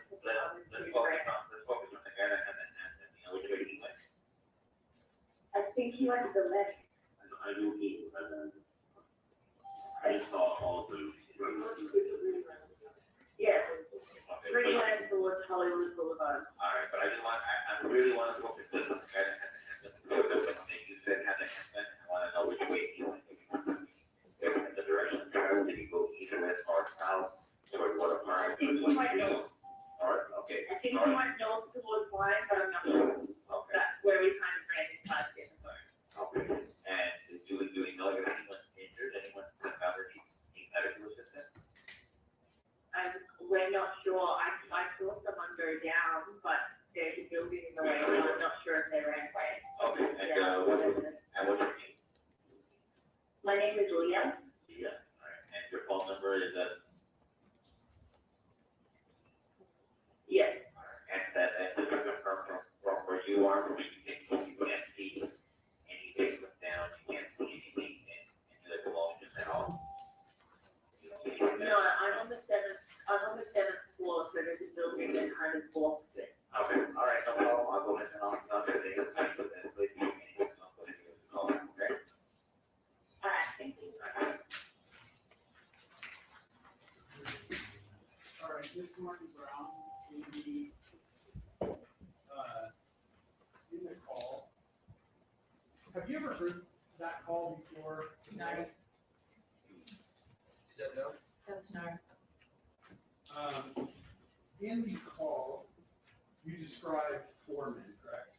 Correct. Fair to say that the day of this incident, as you're talking to the 911 operator, your memory was better because you were observing it? Yes. Okay. The only other question I want to ask you to clarify is, in the call, you said 3 of the men ran towards Hollywood Boulevard, which, and I put people's one back up on the screen. From the parking lot that you're describing, where would the men have gone to go to Hollywood Boulevard? I assume up the middle of the apartments. This was a very long time ago. Okay, that's fair. But I just mean generally, it would be from the parking lot here towards the top of the page, correct? Correct.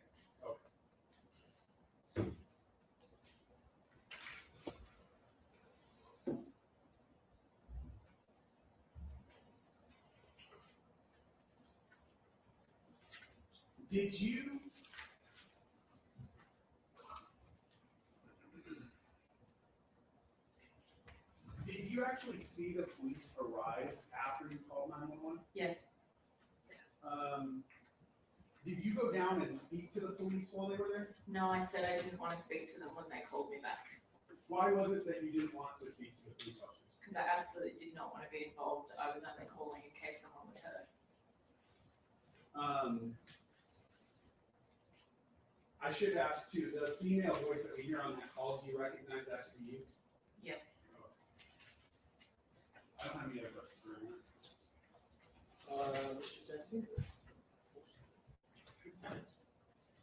Hi, good afternoon, Ms. Martin Brown. You and I have never spoken to each other, right?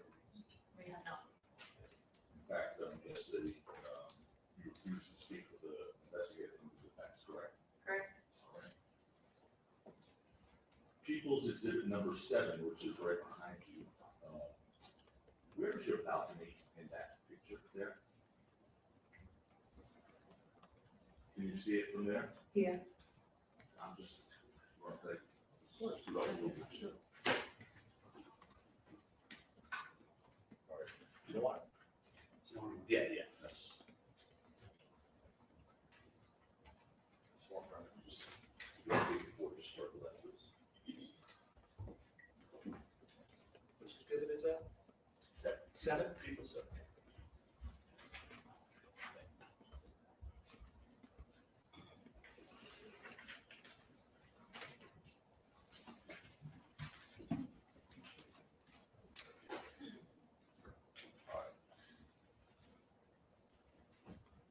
So you were up there when you observed what you described, correct? Correct.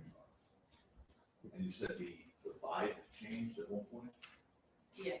You felt from up there that it was the vibe shifted? Yeah, they seem to move further away from one another. Okay. And where did the person who said you thought a person went down, where did the person go down? From, Take your point. oh, sorry. It's all right. From where my balcony is, as you can see, there are some buildings. Yeah. So most of what happened was in further towards the center of the car park where there were no cars. When someone went down, they went near the cars and that obscured my view.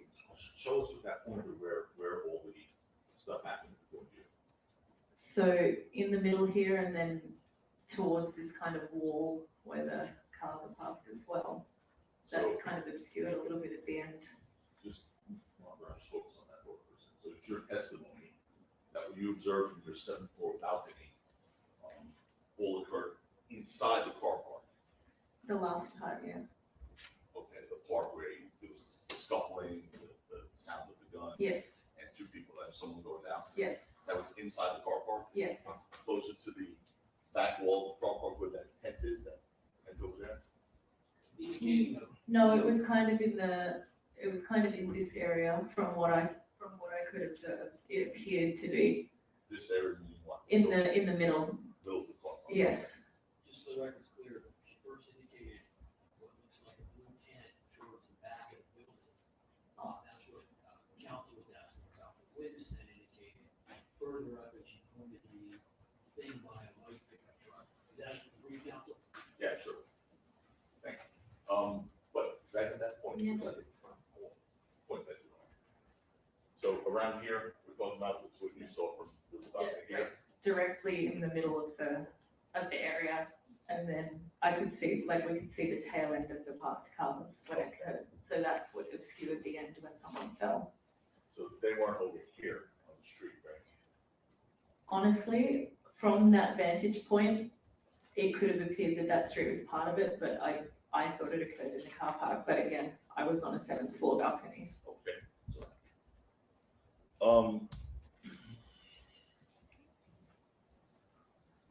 aside from that, by the way, who's with you? I heard no voice. My ex-partner and my old roommate. 2 other people. Yes. And what's their names? Do I have Joachim Ulanga, and then another friend of mine who does not want to be identified. Okay, what was the first one? Sorry. Joachim Ulanga. He's Swedish. We have spelling likely for the record.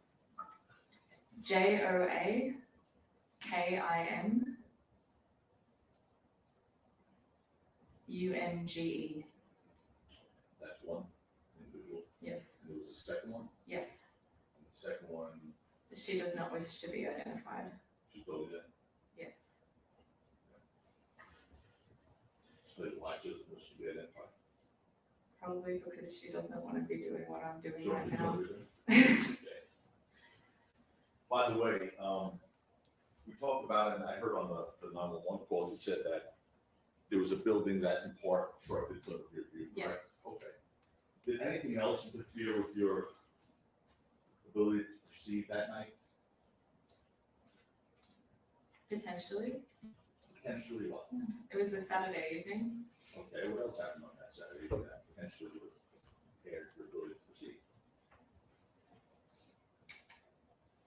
So we were watching movies, and I had had a hit of a joint.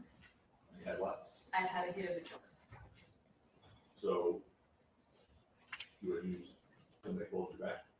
No, I just said I didn't want to speak to police. And I think you said on that 911 call, we just heard it, so I don't have to replay it for you, but, the apartment you were at the time was up on the 7th floor, right? I had that right, 7th floor? Yes. And it was on the corner of Argyle and Selma. Yeah. And let's put up People's One, right there.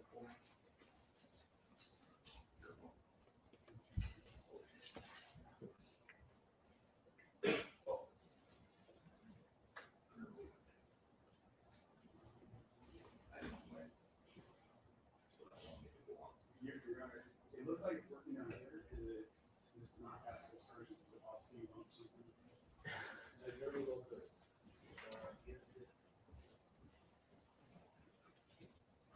We did more again.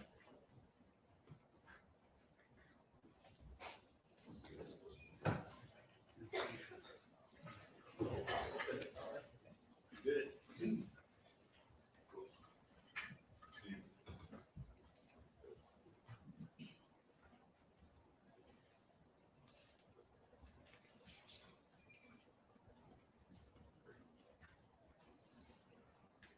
Okay, so that's, you still have the 4 people, that's a little crooked.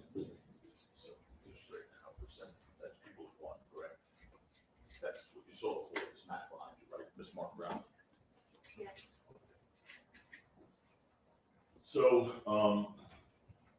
before hearing what you believe to be a gunshot or 2 gunshots, you saw people fighting in the street. Having an altercation, yes. Um, But I did say that part of it was obscured by the top of the car park's roof. Matter of fact, what you just said on that 911 call was that there were 4 men and they was kind of fighting as they were walking along Argyle, and then they turned on themselves, correct? Yes, correct. And that was at the time. Yes, it had just happened. Right, so your recollection obviously would have been much better. than Yes. today. I have not, the first I've heard of this again was literally a week and a half ago, so you can excuse me for being a little shady on the details. Oh, no, it's normal, right? I mean, obviously, it's almost 4 years later. Yeah. But, what he said back then, on that 911 call, would have been Yes. accurate, right? To Yes. the best of your ability. Yes. Despite after you said those 4 men, were kind of fighting, walking along Argyle, they turned left off Selma. After that happened, you saw these people turn left onto Selma Avenue, right? Yes. And at that time, you heard yelling, according to your 911, right? Okay. And then you saw people starting to run, according to the 911, correct? Yes, correct. And according to your 911 call, only after you heard the yelling and saw people start to run, you saw what you believed to be a gun, correct? Correct. And you told the police that after seeing someone pull out the gun, he shot Yes, correct. it. And to be clear, that happened after the people turned left from Selma Ave. Correct. And the street they turned left onto before you heard the shot was Vista Del Mar. I wasn't sure what the street name was, I just knew that there was like a car park there, but yes, if according to that map, yes. Assuming that matters, right? Vista Del Mar, Correct. right, okay. Obviously, from your central valley, you didn't see a bullet or anything come out of that gun, right? You heard a sound. I saw flashes, Okay. but I heard shots, I saw flashes, but obviously you can't see from that. Correct. And obviously you didn't see anyone get hit, particular, you thought you saw someone go down, right? I saw someone go down, I didn't know if they'd been hit or not, and that's why I called 911. Right. And you didn't know,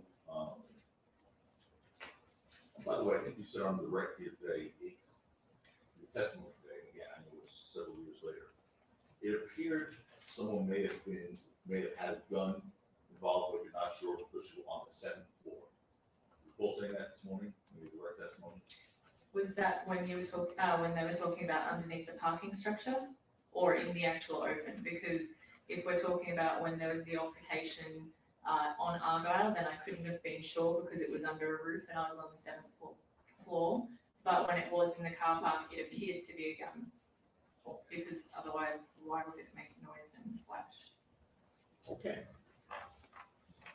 Now, it's your testimony that you saw someone going down with it. Oh, I'm so Your sorry. testimony that you saw someone going down. Yes. All right, and according to you, you think the person who was shot was wearing blue clothing. I said that in the 911 call. As of this moment, I do not recall. Yes, I know you'd be good with this walk around, right?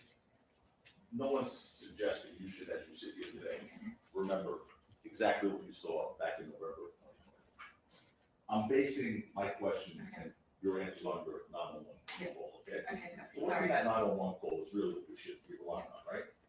Yes. Yes. That's in the picture. Okay. Well, let me ask you this, is there anything in your 911 call in which to correct today? No, there's not. Again, I have been as accurate as possible with the time that has passed. I'm just here to give testimony and then leave, hopefully, yes. You will be able to leave. Thank you. Anyway, according to your 911 call, you thought that person who was shot was wearing blue coat, right? According to my 911 call, yes. And then you said illegal people ran in different directions. According to my 911 call, yes. And you can't be sure, I guess, the direction you believe the person with the gun went, right? According to the 911 call, yes.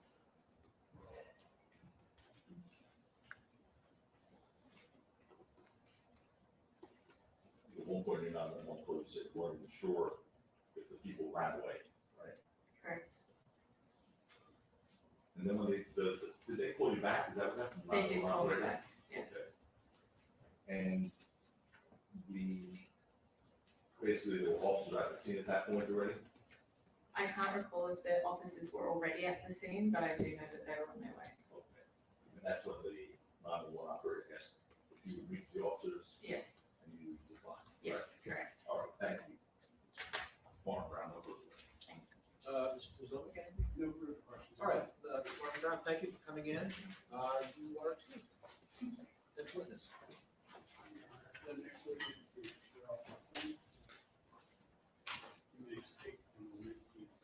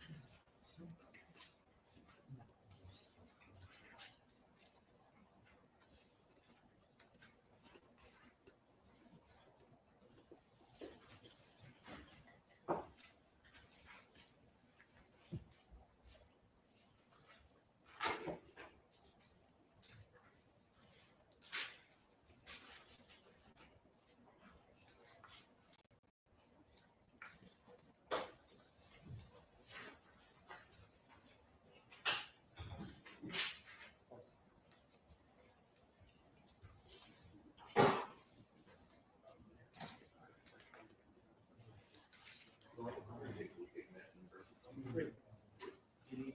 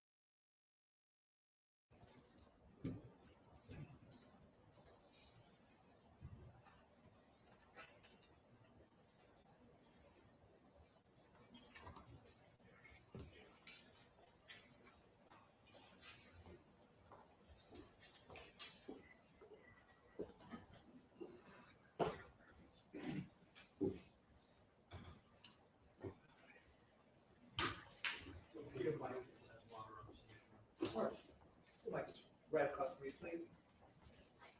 And if you just raise your right hand for us, please. Thank you. You solemnly state that the testimony you may give in the cause and nothing before this court should be the truth, the whole truth, and nothing but the truth, so help you God. Thank you. Please take a seat with the witness stand right over there. This is just the microphone, and tell us your first name. Tell us your name, then spell it for the record. Terell Ephron, Terellphron. No, station. Try to speak into the mic. All right, Mr. Wellman, floor is yours.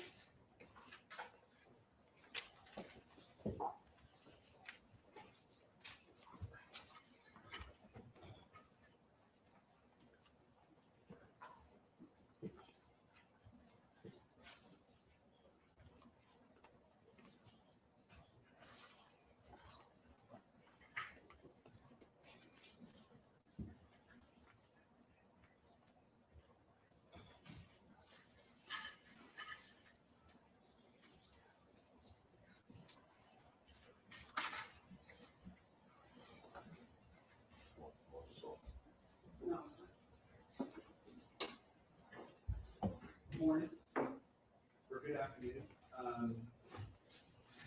Do you have a man seated at the table in the tan jacket? Yes, What's his name? Rakim. Okay. Rakim Mayor. And do you know him by any other nicknames? He's at Rocky. How did you first meet him? In high school, we grew up together. How old were you, do you think, when you first met him? Probably like 17, 18. When you first met him, was he a well-known famous rapper? No.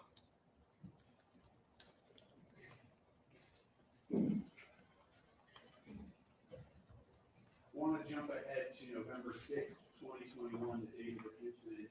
Do you remember approximately, or do you remember how old you were that day? Excuse me? How old were you on the day that this happened? Do you remember? Probably 33, 32. Okay. Would it be fair to say you knew him about maybe 15 years at that point? Yes. Over the 15 years that you knew him, were the two of you friends? Yeah.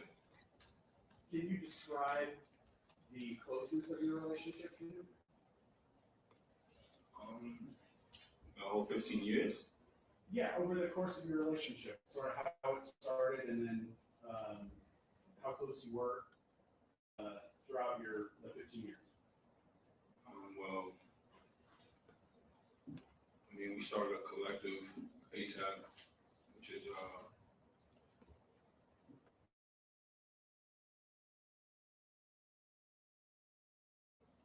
New York, that got different calendars. It's okay. Just take a minute, take a couple deep breaths.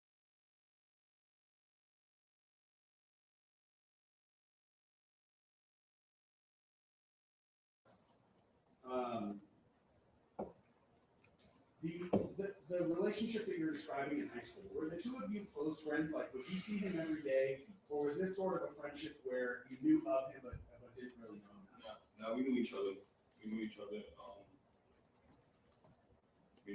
very well. It was probably like 6 or 7 of us. Probably like 4 of them was rappers. Do you think you'd see him every day? Up until he got paid this year. Okay. Like a little bit until he got paid. How long do you think you knew him before? I know it's hard to peg down exactly when someone becomes famous, but how long do you think you knew him before he became famous? 7 years. And over that 7 years, it was a regular occurrence that you would be with him almost every day, correct? Yeah. Would you describe him at that time, the beginning of your relationship, as someone that was like a brother to you? Yeah. Okay. Now, you started to tell us about ASAP. What does ASAP stand for? It means a lot of different things, but always try to prosper. Were you a member of ASAP? Yes, Within ASAP, did you have a nickname that you went by? yeah, really.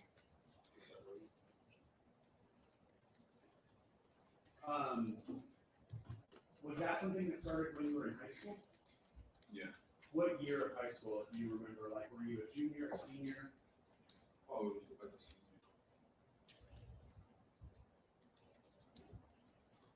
Did you know someone by the name of Illijah Ulanga? yes, Was he also a member of ASAP? yes. Did he have a nickname that he went by in ASAP? AP Illz. And I'm gonna ask you mark my next exhibit. 10.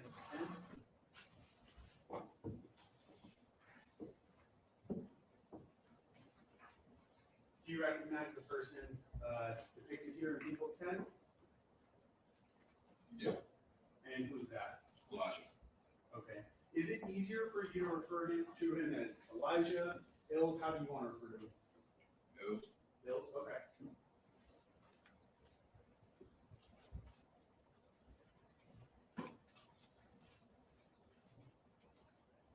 Was he one of the kind of original members of ASAP? Yeah. How would you describe for the jury your relationship or your closeness with Illijah or Illz? I mean, it was pretty good up until the incident. Would you, up until the incident, would you have considered him a close friend of yours? Yeah. Was he someone that you would talk to on a regular basis? Yeah, I talked to him the night before the incident. I was at his crib, his house actually. Okay. Is it fair to say, kind of up until the day of that incident, you've known him maybe approximately 15 years too? Yeah. Just, Do you know someone by the name of Jamel Phillips? yeah. And is he also a member of ASAP? Yeah. What, if any, nicknames does he go by? He's at home. And my next exhibit. Is anybody having trouble here? Everybody's okay? You having some trouble? Yeah. Mr. Ephron, could you try to speak up a little bit, please? I'm in our People's 11, Your Honor. Yes. What is it? It's a one-page document, a single photograph, depicting two people.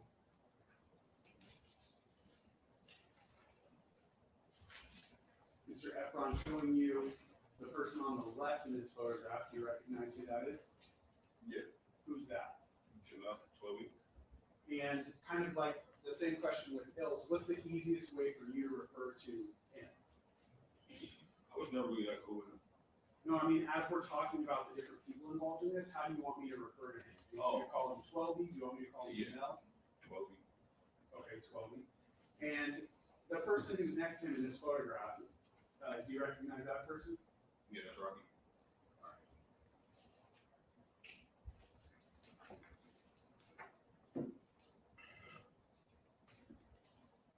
You said regarding 12B that you were not as close to him, correct? Is that yes? Yes.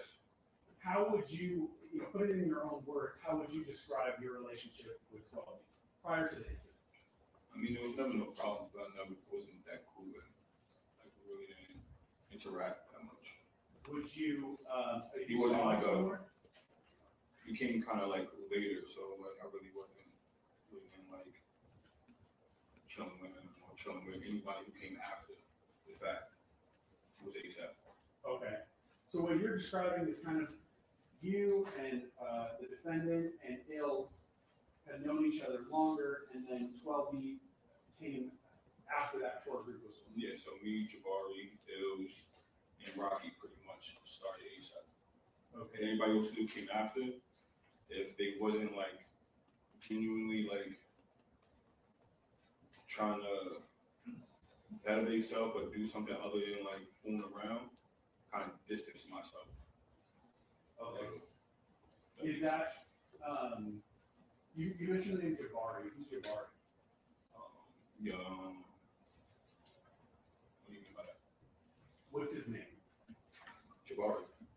That's the name. A$AP Bari. Okay. Does he have any other nicknames in your life? Young Lord. Would he also have been considered part of the ASAP collective that you described? Oh, yeah. Within that collective of members of ASAP, were all the people that were members, were they all rappers? No. What were some of the other pursuits that members of ASAP would also pursue? Fashion, producing, anything involved with like culture, really. What, were you a rapper? No. What was your contribution to the group? I was a manager. Not of A$AP, but I created my own company. What was the name of your company? Shut Up. And when you say you were a manager, what does that mean? I was scout for talent, like I had producers, I had artists. I helped actual A$AP members with stuff. So the managing that you're talking about is all related to the music industry, Yes. correct? And you're saying you would try to find people who are talented at different areas within music, like rapping or producing, correct? Yeah. And would you try to help get them projects? Yeah. Okay. Sure. Okay. The person that you refer to as Jabari, did you also refer to him as Bari? Yeah, Bari. So if we say Jabari or Bari, we're talking about the same person? Yes. That person, Jabari, how close were you to him? I would say we both feel. Was he someone that you would see on a regular basis? Yeah. Did you have problems in the time that you knew him with him specifically? Is that no? No. Okay. Were you with Jabari the day before this incident on November 5th of 2021? Yes, I was. That day, November 5th, where in the country were you with Jabari? We actually missed a flight. We were supposed to go to Chicago, but we was in LA. Okay. So the whole time you're with him, you're in Los Angeles, right? Yeah. Okay. Did you live in Los Angeles at the time? No. What state did you live in November of 2020? New York. How long have you been in Los Angeles on November 5th, 2021? So if you can tell us the exact day that you flew in, that's fine, or you can just give us an estimate of how many days you've been in Los Angeles. Probably flew in, I think the 5th So that day? or the 4th, I don't know. Like, my artist was in town, so he was recording. So I don't know, it was a while ago. I'll have to look at text messages or something like that. Okay. Would that refresh your recollection? Yeah. Okay. May I have permission? Oh, I'm sorry, you don't have to ask. Yeah, I apologize. You told us that. Yeah. Okay. So what days were you specifically in Los Angeles with your artist while he was recording? Let me see again what they did. What did you, I was attempt doing to it, I didn't look at it. hold on. What did you attempt to, refresh your recollection? A text message. Is it a screenshot? Yes. I wasn't gonna mark it as an exhibit. You don't have to. It's just used to refresh his recollection. It doesn't have to be an exhibit. Let me see the date. Yeah, take your time. Yeah. Okay, so what days were you in Los Angeles with your artist? Probably got here the 3rd day. Okay. Probably feeling the 3rd. Because I got on the Airbnb. I was pretty close to my hotel. Yeah, Terell, you gotta keep your voice. Try to, your voice is soft, so try to speak into it. So what I think you're saying is you arrived in Los Angeles, to the best of your recollection, November 3rd of 2020, correct? Yeah. And your artist, the artist that you were managing was recording music the 4th, 5th, and 6th, correct? I believe so, yes. how did you get to Los Angeles on the 3rd? What do you mean? And you're from New York, how did you get here? Oh, flu. When you say you flew, did you fly on a private plane or on a commercial jet? On a Delta. Commercial. Did you have to go through airport security? Yeah.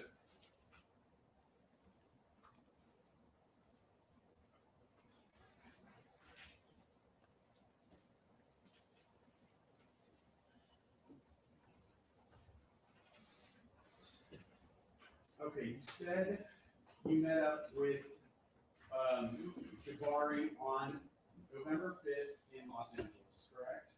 Yeah. Do you recall where you met him? When I first met Jabari, Yeah. Well, I when mean, I first linked up, that day, November 5th, where did you meet him? in his apartment, in his house. And is that in Los Angeles? Is that yes? Yes.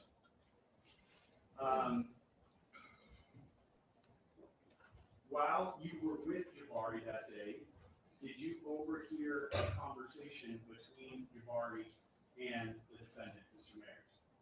Yeah, we was on our way back from the airport, and he got a call from Ronnie. So the defendant called Jabari? Yeah. And can you describe for the jury how it was that you were able to hear the defendant on that call? We was in the back of the SUV, and he got a call from Rakim. He put the phone on his stomach. So he was laying back in the truck, and he put his phone on his stomach.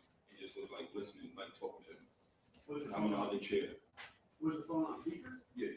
So you could hear both sides of the conversation? Yeah. What was the nature of the call between Jabari and the defendant? It started off first, I believe, like Rocky was trying to get Barry to come to this complex con, Kenya University thing. And Jabari declined, and the conversation got kind of weird. Like, and then Jabari said it was something like, "Oh, I see you got Illz and 12 on the jet." And it became like an inside joke because Rocky hasn't hit them, and it just became an inside joke, kind of. So then Rocky's like, "Oh yeah, you know, I got my niggas with me, boom, boom, boom, whatever." And then instantly after that, he says, "Fuck that nigga Relli." And I'm like, I'm sitting in the back of the chair, and I kind of get up, and I'm like, and then Barley like stops me. He's like, and then I'm listening, and then he's like, "Oh yeah, I don't fuck with." Can I say what I want to say? Yes. Say it. So it pretty much was like, "Oh, I don't fuck with that nigga. He mad emotional, like this, that, and the third." Pretty much. It was so long ago, but it was in the contents of that. And then Jabari's like, "What you mean you don't fuck with him?" And he's like, "I just don't fuck with him. I don't like that nigga, like this, that, and the third." And after he said something about like it's so long ago, but he was like, I'll beat him up or something like that. So,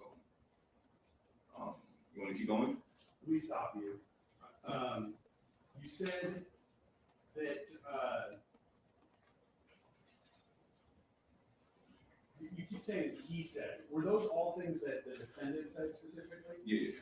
So he was the one that said he doesn't fuck with you, correct? Yeah. Had you said anything at that point in the car that would have alerted him to the fact that you were actually in the car? No, he didn't know I was there. Did I wanted to say something, but Ari was like kind of put his hand to the side to like my leg, you know what I mean? And I was just listening. I'm assuming then that Jabari didn't tell him, I'm in the car with. Oh no. Okay, so as far as you knew, the defendant had no idea that you were in the car. Not yet, no idea.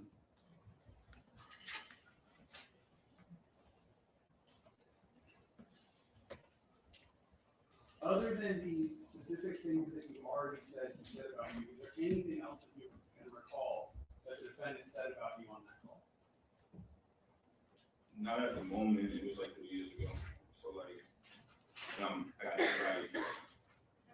I got anxiety right now. So it's like,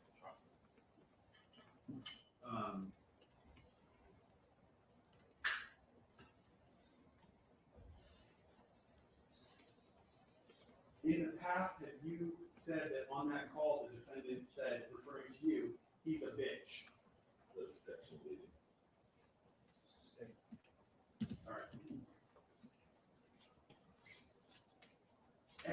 At that moment, on November 5th of 2021, were you aware of tension between you and the defendant? See what feeling too. At the point that the defendant is saying those things about you on the phone, were you also feeling tension in your relationship with him? I mean, it's kind of always been like that. So it's really hard having a relationship with Rakim. Can you explain that?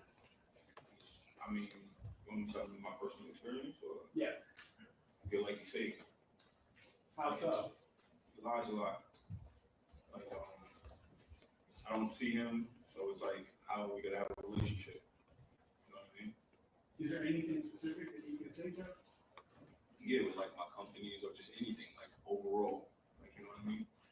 Like I had this one thing, this one joke I call him Mr. 6 month man, because I was seeing every 6 months. You know what I mean? But then when you come around, it's like, it's fake. You know what I mean? That's what are we supposed to be in this ASAP thing for? It's all smoke and mirrors. Did you actually voice your displeasure Oh, to yeah. him? Yeah. How did you do that? Through text messages, but nothing ever like threatening him or anything, just mostly telling him like, you gotta tighten up, this shit fake. But you would text message him and say, And he won't text me back. He would never text me back. okay.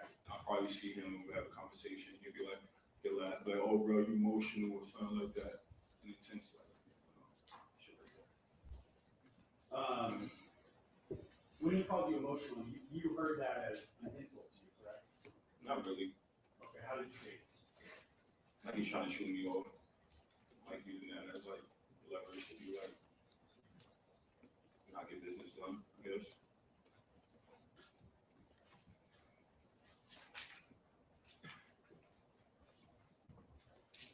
All right, I want to direct your attention to the very next day, so November 6th, 2021, the day of this incident.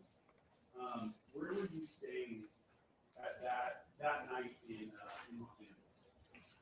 Staying at the Lowe's Hotel in Hollywood. And that evening, did you have any plans to meet up with the defendant at all? No, I haven't spoken to him in months, probably prior to that. I texted him, but he never answered me back. You mentioned in your earlier answer that there was this event called Complex Concerts going on that weekend, correct? Yes. And I believe you said the defendant was actually performing at that concert series, right? Yeah. Did you have plans to go with the defendant to Complex Con? No.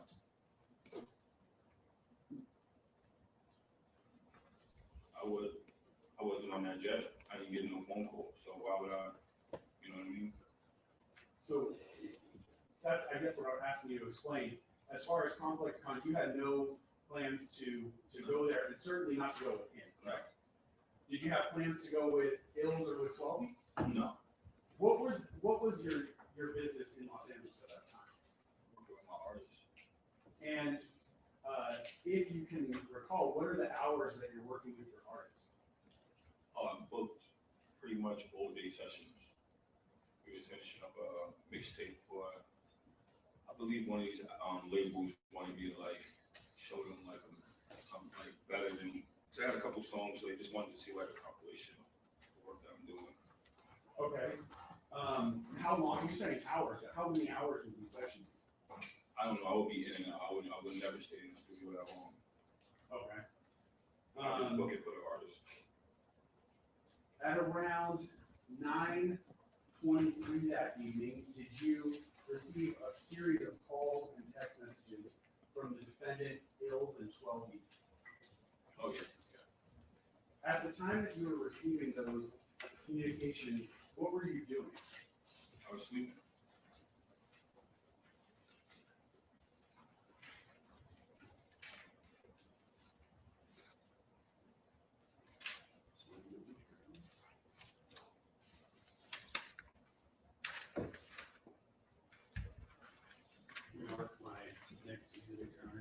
Well, It is a single photograph, a screenshot of a call log.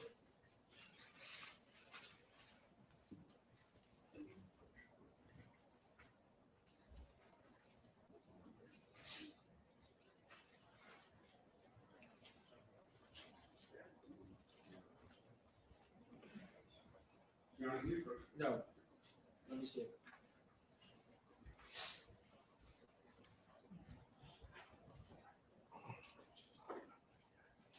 Oh,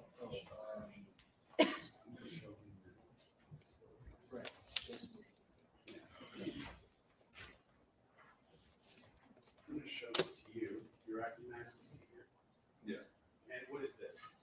It's my whole house. And is this a photograph that you specifically took?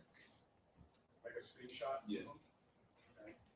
And what is reflected in your call log here? What do you mean? Okay, all these numbers are in red. Does that mean anything to you? Miss Cole? And who were the people that you were missing calls from, starting at the top of the page?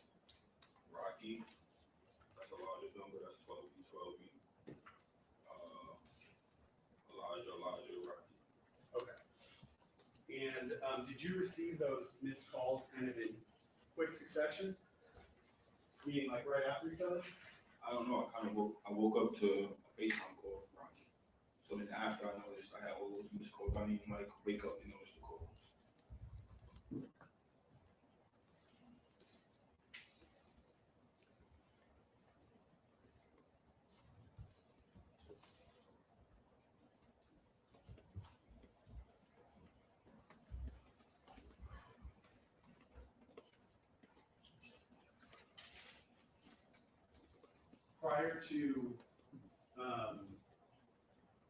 Prior to you waking up, did you receive any text messages from the defendant? We were, So you say you received a bunch of missed calls while you were asleep. You woke up, you answered your phone, talked to him, and then you kind of went back and looked at your phone afterwards. Is that accurate? yeah. And that's when you saw you had a bunch of missed calls from him and Illijah at 12. Did you also have text messages from him? Yeah. We'll mark my next runner 13.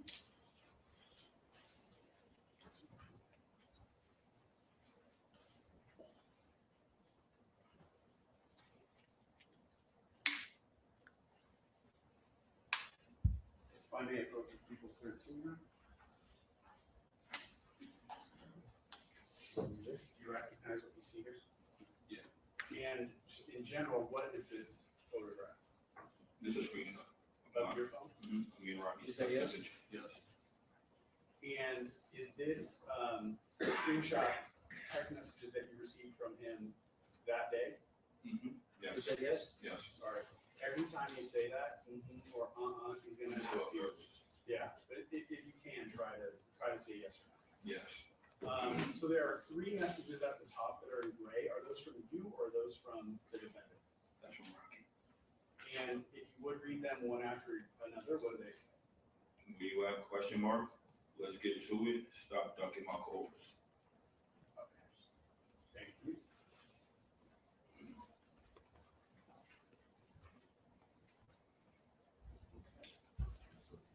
Yeah.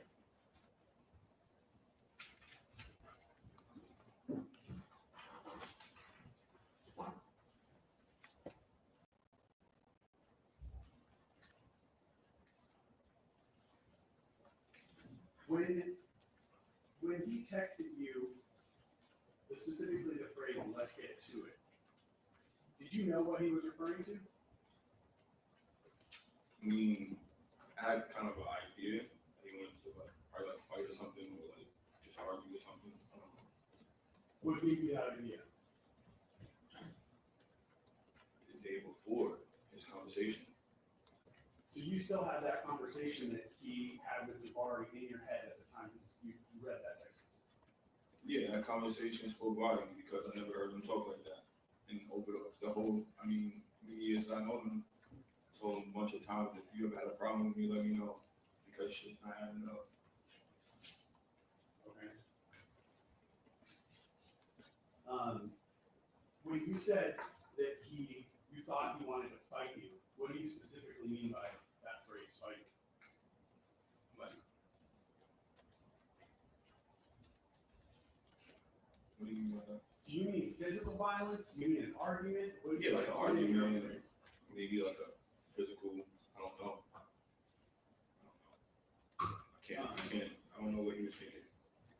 Did, at that point, were you wanting to have a physical fight with him? No.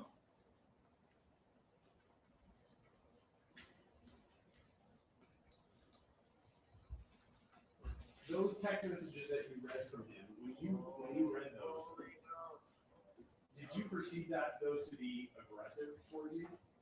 Yeah. Now, you said also when you woke up, you talked to him on FaceTime, correct? Yeah.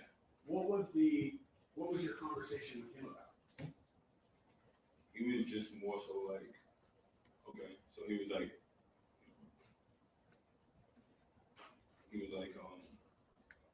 where you at? And I'm like, huh? And then he's like, where are you? Like, kind of like broke down. And I'm like, instantly, I don't know, for some reason, I just told him the W. You know what I mean? And then he's like, no, you're not. That's a bum ass hotel. So I'm like, and then he's like, show me where you at. So then got up to bed and I kind of, the Lowe's Hotel is on Hollywood. The W is in Hollywood. So it kind of, everything kind of looked the same. So when I showed him outside, I think that was good enough to the point he believed I was at the W. Okay. When you said you received this call, were you fully awake even when you started talking to him? No, I was still asleep, kind of. And you said, he first asked you, where are you at? And you said, I think you said, huh? Yeah, I said, And then you said he broke it down, where you at? no, where are you? Like, where you at? Where are you? Like, kind of like with force the second time. Like, Okay, that was even my question. What was his tone of voice when he said, where are you? okay, so the first one was like kind of regular. After I said or whatever, the second one was just like, with, like, you know, it was a problem. Like, where are you? Like, where you at? Like, you know what I mean? And you said that after you told him you were staying at the W, he called your room a bum-ass room. Yeah, What does that mean? I guess it's, it didn't look like the W. Like not as nice? I don't know. How did you receive it? Yeah, pretty, like, I was still asleep. I didn't care. I just wanted to show him outside the window to figure out what the hell is going on. You know what I mean? We gotta link up. Like, what's going on? Like, what's the purpose of this call? At the moment you're talking to him, did you have any idea why you wanted to meet up with you? No.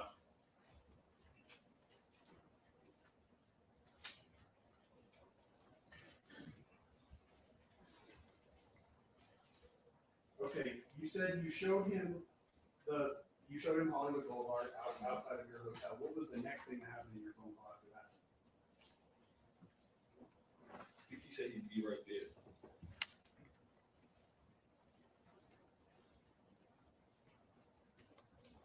And then that's when I text Illijah, like, because then I'm looking at my phone and I'm noticing I got all these text messages. And like I said, text me too. He called me, but I don't know, like that. So I like Illz. I know Illz, you know what I mean? So text Illz. I'm like, what's going on? Pretty much. Hold on. I don't remember exactly what I said from that day, because it was 3 years ago, but I hit Illz to like kind of confirm like what's going on. Yeah, and that's fine. At that point, did you know that 12B and Illz were with the defendant? What do you mean? Like, Did you know that the Come three in? of them work together? like come to link me? No, I mean in general that. Oh yeah, because it was on the plane. Okay. And so when you received the messages from Illz and from 12B, you understood at that time that they were with the defendant, correct? Yeah. After your conversation let me clarify, when you say you're on FaceTime, was that FaceTime that also had video associated with it? Yes. So he could see you through the phone, too, correct? Yes. After your conversation with Did the two of you make plans to meet up? I mean, I didn't really make plans. It was kind of like link up. I wanted to, so we just gonna talk and like really hash things out. Because it's not like this, but like where we talk shit out. You know what I mean? Like I said, I call him Mr. 6 month man. I haven't seen him in a very long time. So maybe he hasn't read the room. You know what I mean? Like okay. You said in the past when you had problems with him, you felt comfortable just expressing that to him verbally and talking, correct? Mm-hmm. Is that a yes? Yes. And was that sort of something that had happened on multiple occasions? Can you say that again, please? Was that something that had happened multiple times where the two of you would talk and work out your problems, or was that something that only happened once before? I mean, if we worked out our problems, we wouldn't be here. So this was an ongoing thing of just like open and injury, like promises or anything, you know what I mean? But I didn't care really. I was always working towards my goals at the end of the day, what I wanted to accomplish out the situation. I guess what I'm trying to list or ask you about is, have you had problems in your relationship with the defendant prior to this? I wouldn't say problem. I don't know. Me personally, I never had a problem with him, but I think he had a problem with me. Okay.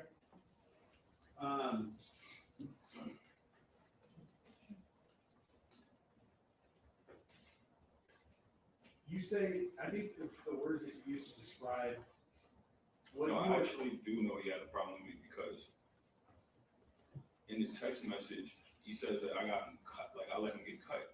And that happened a year something. So that means you're holding on a grudge and something I didn't even had nothing to do with. Okay, we'll get there. Hold on. I feel like that was our whole relationship, like just weird grudges. I don't know. Okay. Are you saying that you felt like he had a problem with you, but you didn't have a problem with him? Is that? Yeah, of course I had a problem with him. But you had sent him messages in the past where you had expressed, your disappointment. You already said that. I did. So there I was think we have those text messages. The text messages, I always still like, how you say it, like complimenting him or big him up for his success. At the same time, like you're doing bad. Okay. But in the same text messages, like I never was like just straight out like, oh, fuck you. I never said fuck you. I probably did, but it was like real wishy-washy in the sense like love, like I don't know, but I never really got responses back from him. I'm trying to understand, if you can, what your state of mind is as you're going to this meeting with him, or as you said, it's a link up. My state of mind? Yeah. I was feeling real confident because, like I said, I don't think he read the room. I'm doing really good for myself. So I felt like this is a time for me and him to like actually come to common grounds and be like, fuck the bullshit. You know what I mean? Because what are we doing here? Like you talk to everybody else like that. You're not talking to me like that. Nor am I accepting of this. You know what I mean? When you say read the room, what do you mean by that phrase? Because why would you do what you did if you're not say read the room is just because like you're not reading the room, like you're not knowing who you're dealing with. You know what I mean? Like you're thinking you could just he knows of me, but he didn't know what I was up to. So you're probably thinking I'm a bum or I'm not like this person, somebody you could just have your way with. Did you feel personally like your music career was becoming more successful? Yeah, for sure. I was going in and out of the label meetings. Would you say at that point that was essentially the height of your career in the music business? Have you been more successful? Okay. Yeah. And in the music industry, yeah, I was at my highest I ever been because I finally figured it out. I figured out how to make money back into everything. So I made my own way. Sorry, and I don't mean to talk over you. My apologies for that. Mm-hmm. You said that going into this meeting, you were confident. Is that what you mean by? It wasn't even a meeting. I wouldn't even call it a meeting. It was just like I'm linking up with Rakim. What does Haven't that seen it mean? do it in dumb long. Yeah. Like anytime you want, like, you're gonna go link them. Like, you know what I mean? Like, I don't see the dude. What does that phrase "link with him" mean to you? Are you saying something less, like more informal than? Like, if, Yeah. for instance, if we had a problem, I felt like it could have been hashed out the moment he seen me, but instead, it was like, it got nasty. You know what I mean? Like he didn't read the room. He didn't take a second to think. Okay.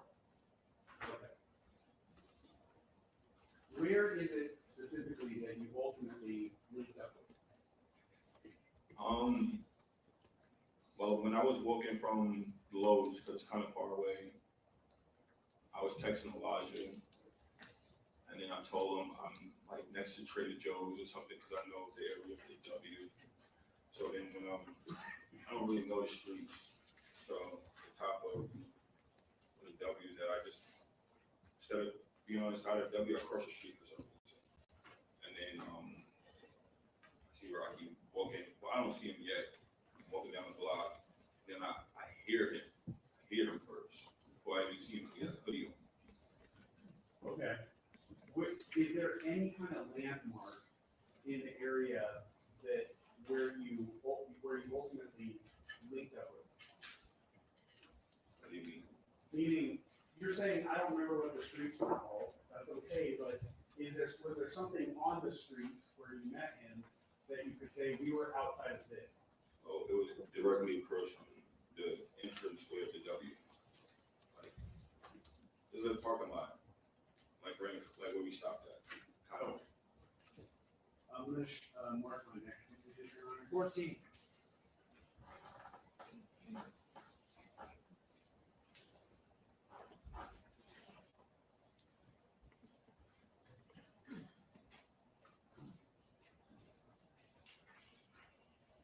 Mr. Ephron, showing you he was 14. Do you recognize what you see there? Yeah. And do you see the entrance of the parking lot that you were talking about? Yeah, so I was walking like right here. There's a pointer, you see a wooden pointer anywhere? So I was walking on this block, coming straight here, and then he was like somewhere right here, and then I heard him. You want me to check what out? Well, I'm just asking, do you recognize this area? Oh yeah. And is that specifically the parking lot that you met him in front of? Yeah. All right.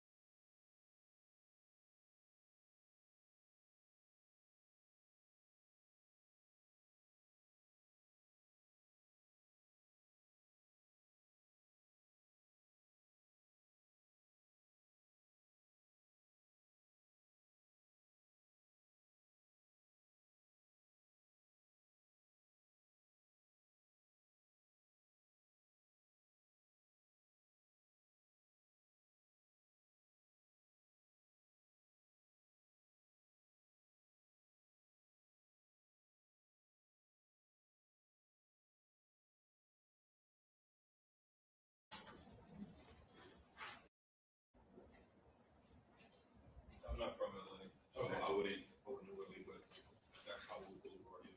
Let's go to People's Exhibit 2. This is clearly marked there. Oh yeah, yep. Sorry, People's One. Thank you, Joe.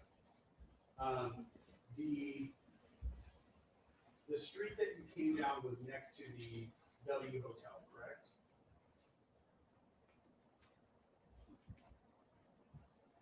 I know it's not marked on here, but Yeah, where's the hotel? did you come down a street that was right next to the W Hotel? Yes. And you came from Hollywood Boulevard down the street? Yeah. He traveled from the low, so I took out Hollywood Boulevard. Did you walk pretty much Hollywood Boulevard the entire way? Yeah. And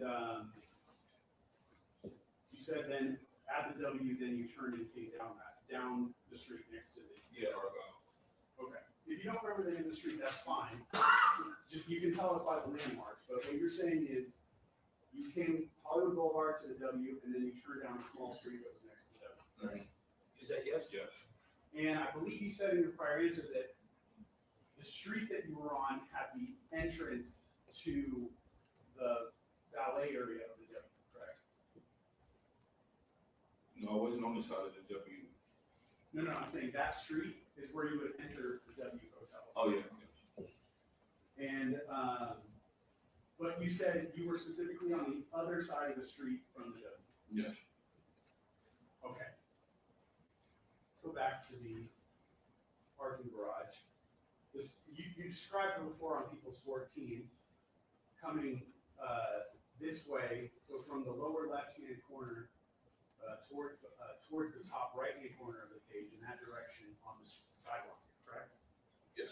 So would the W have been on the opposite side of the street? Yeah, right here, so.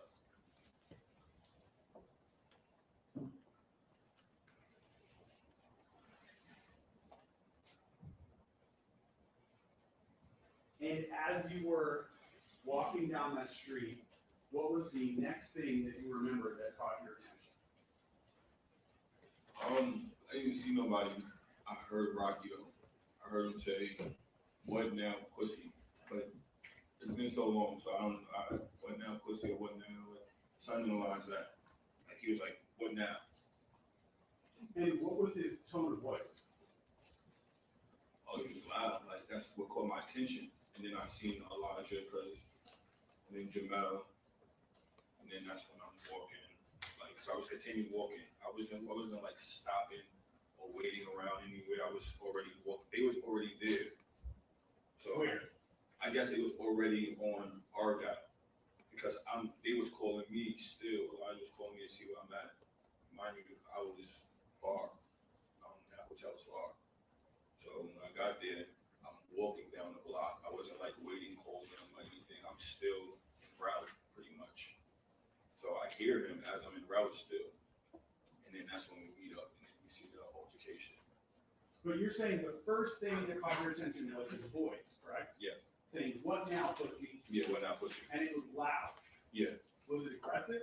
Yeah. Okay, after that, hearing that, did you see him? Yeah, truthfully, it was all like a movie. It was like literally How like so? a movie. Explain that. Just the way he was walking, the whole thing, like the hoodie, like it would just caught me off guard. You know what I mean? Like it was no time to talk, no time for nothing. Right. These people don't know what you're talking about with the hoodie, though. Can you explain what you mean when you say with the hoodie? Oh, because he had a hoodie on. Up over his head? Yeah. Okay.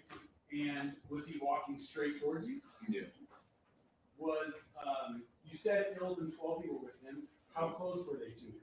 Oh, he was right behind him. Were they facing you too? My eyes was on Rocky at that point. Like when he said, "What now, pussy?" I was like, he's right there. You know what I mean? You're focused on him. Yeah. But you can kind of see in your first read that the two other guys are with Yeah, you. for sure. Close. Mhm. Okay. Is that yes? Yes. Do you know why I keep saying that? No. All right, see this lady right here, she's a work, and she's taking down every word that everybody's. I'm like really nervous. No, So I'm like, you know what I it's mean? okay, a lot of people get nervous with it like that. I didn't want you to think I'm messing with you when I say, is that yes or no? She has to take down every word that everybody says, and when you say, or it's not clear what you mean. So that's why I'm saying you need yes or no. It's, so the court reporter's clear. Like a bracelet. What? Bracelet. Oh, thank you. Okay. As best you can, if you could take yourself back to that moment, as you're walking up towards him, were you expecting to get in a physical fight with him? I mean, at that moment, the way, before then, no, I thought maybe we were gonna talk or even when he did bring them, I thought maybe he was bringing them to like make a statement or something to like let them think that he's like tough or something. I don't know. That's what I kind of thought like after. No, I'm not talking about Ills or 12. I'm just talking about the defendant.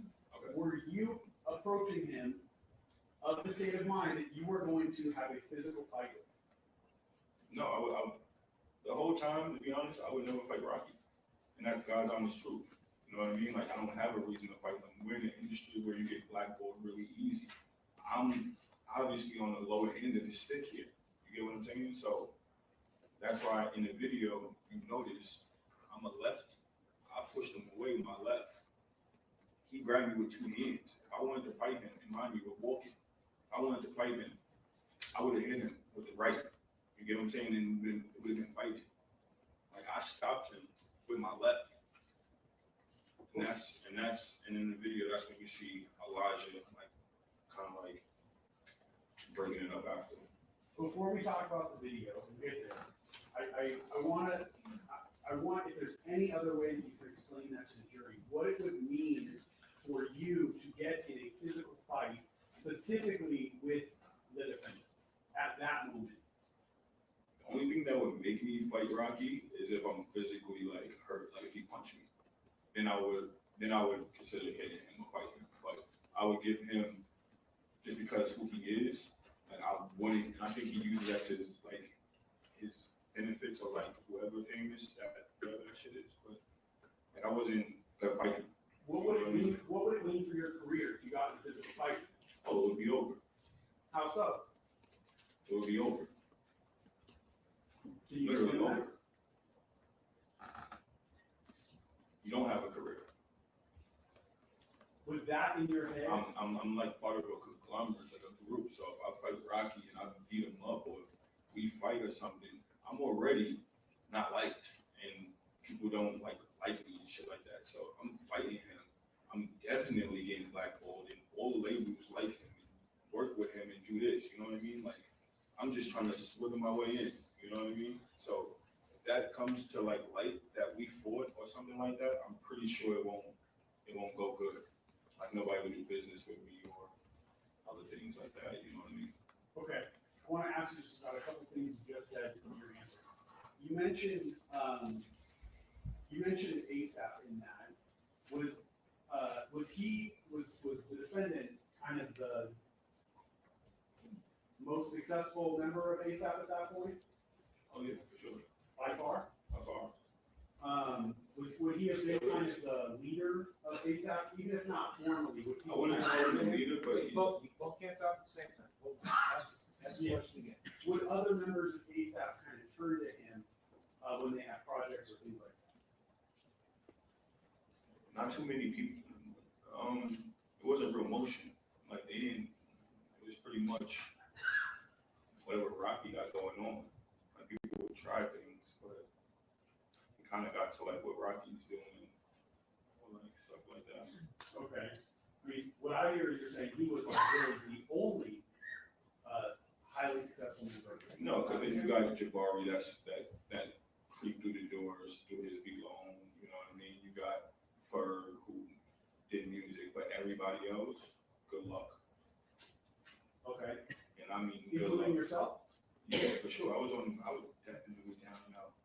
Let's take a break now. Okay. Folks, we'll take 15 minutes. Please be outside the courtroom doors at 3:15, at which time we will resume. And please don't discuss the case amongst yourself or anybody else.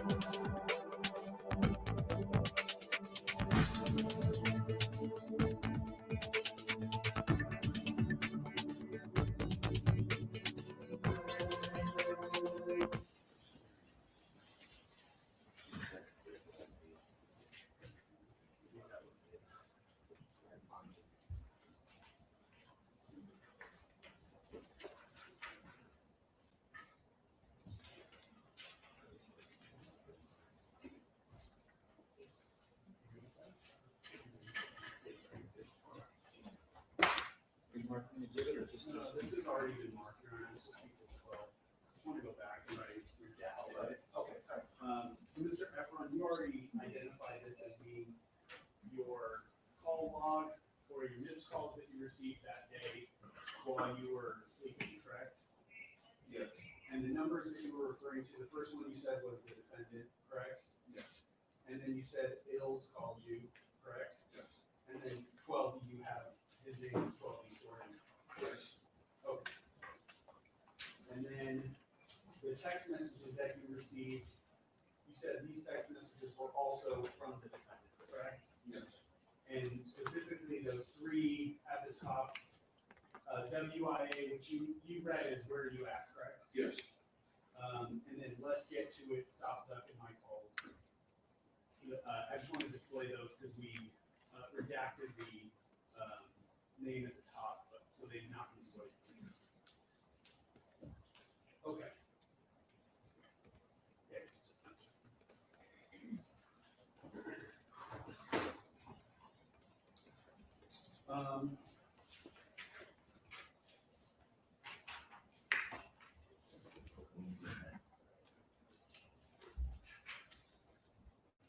Mr. Ephron, I had asked you before how you traveled to Los Angeles. You said you took a commercial Delta flight, correct? Yeah. Did you bring any Yes. weapons with you when you took that flight to Los Angeles?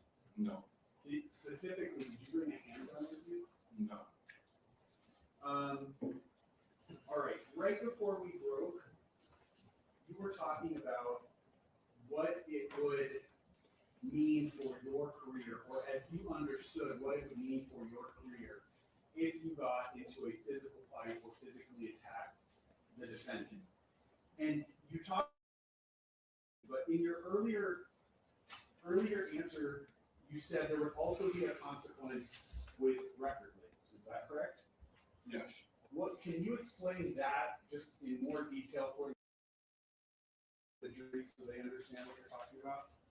I mean, I wouldn't know if there would be direct consequences, like, but I'm pretty sure it would be out there that we fought and people would just pick sides, like right now.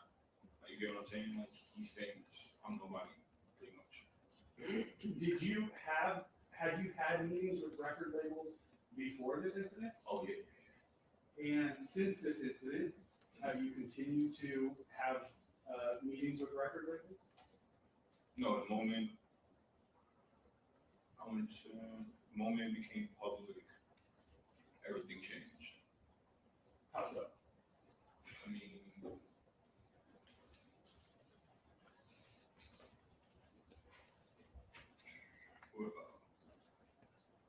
like everything changed. Like people knew it was me that pressed charges against Rakim. So everybody looked at me like I'm doing wrong for pressing charges. And did some of the deals that you had set up, did those go away? Oh yeah, I had to like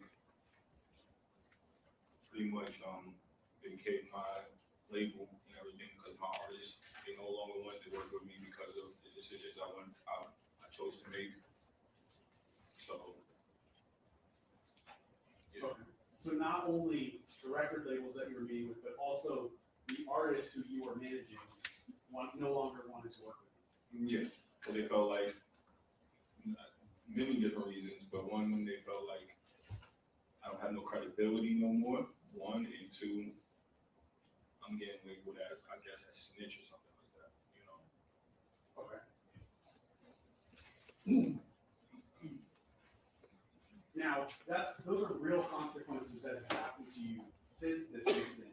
But did you have it in your mind before you met with him at the parking lot that something like that would happen if you got into a physical fight with him? Wait, say that again? Yeah, did you know going into this incident that if you got into a physical fight, that it would likely be the end of your music career? Yeah, that's why I want to fight Rakim.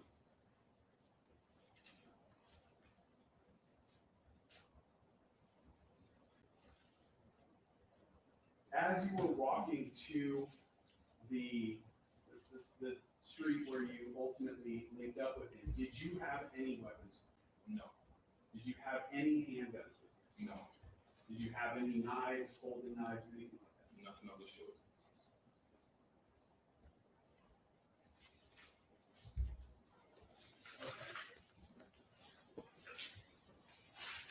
I'm gonna mark your next exhibit. 15. And Equals 15 is a hard drive or what they call thumb drive. Containing surveillance video. Terell? There is on one of the surveillance videos, but it's not spoken word. Recording noise. Yeah.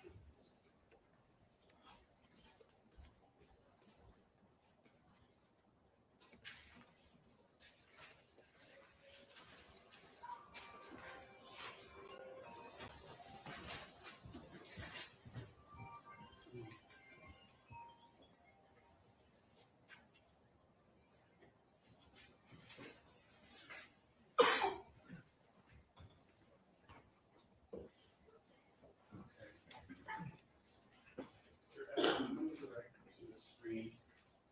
You put it on here, so I don't have to like. Yes.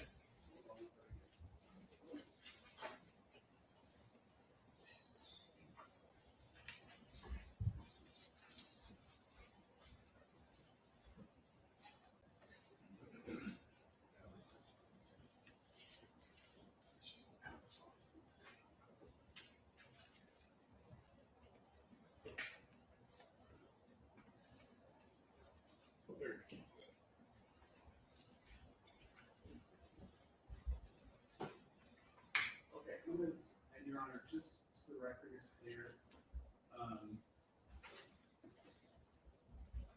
mark this as match 15? The thumb drive, Yes. 15. On equals 15, it's the file that I'm playing is labeled sequence surveillance video. Mr. Ephron, I'm gonna play just a few seconds of this video, then I'll ask you some questions.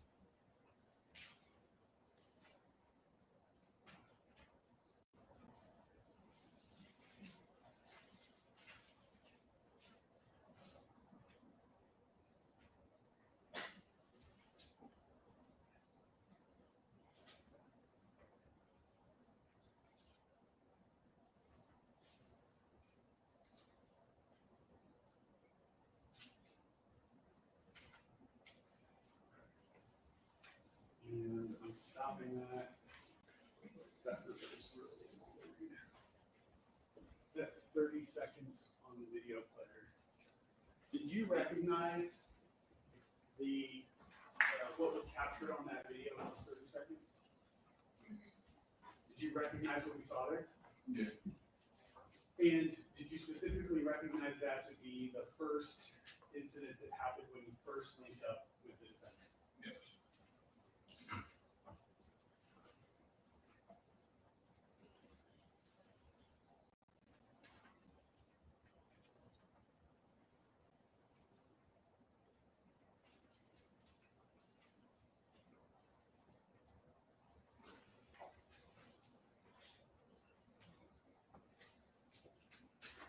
Did you recognize yourself in that video? Yes. Play it again from the beginning, and I'll stop it.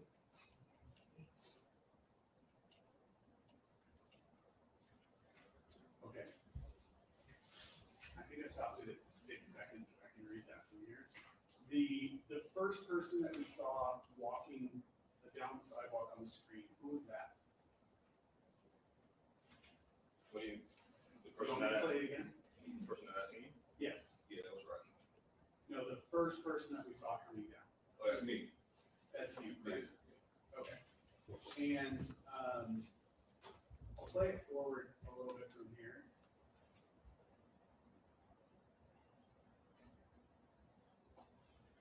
And pause it at 11 seconds on the video. Now, the second person that we see in the screen looks like they're, physically right in front of you. Who is that? That's Rakim. And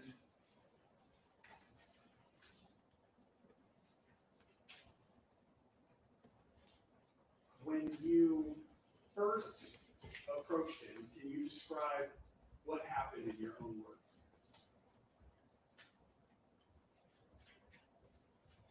Whether we saw it on the video or not, just in your own words, describe what happened.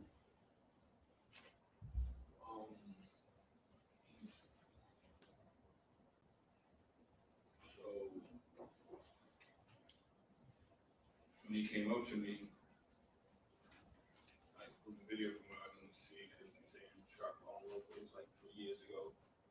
And there was another video, but I was stopping a little. I could see I was stopping a little. And like I said, I'm lefty.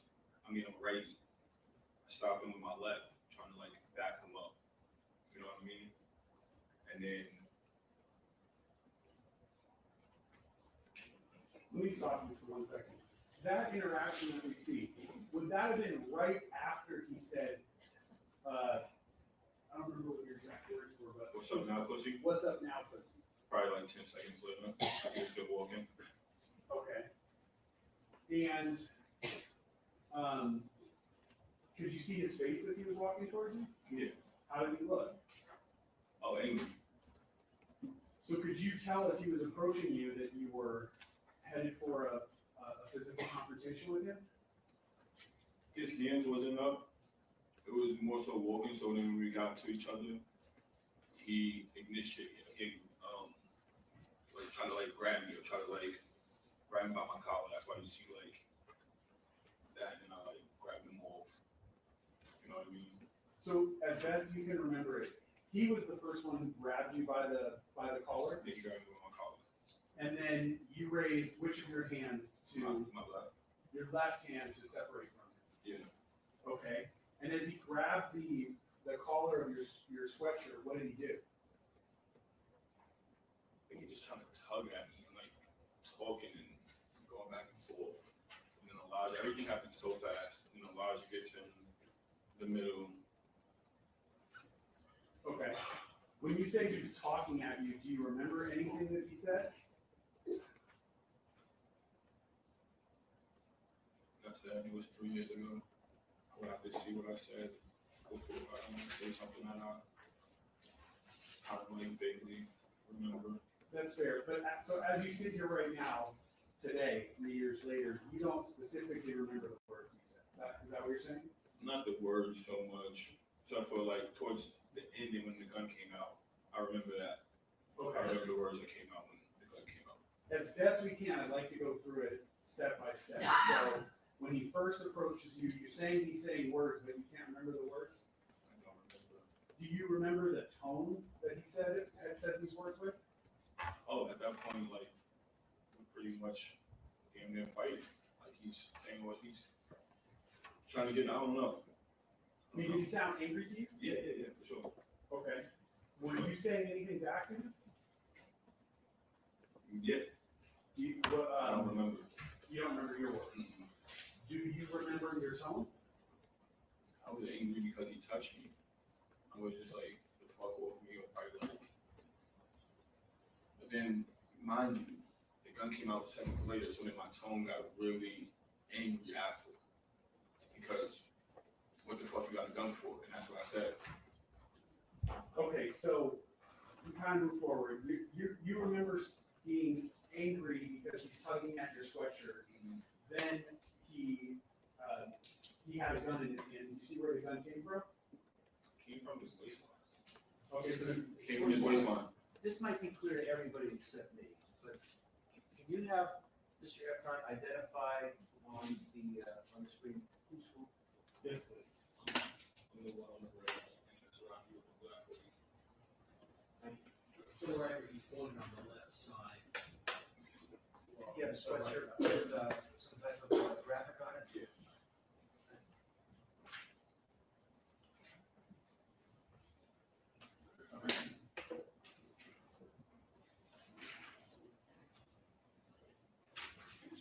Here I have some photographs of his clothing. I have three photographs. Can I just staple them and collectively mark them as beacons? 16A through C.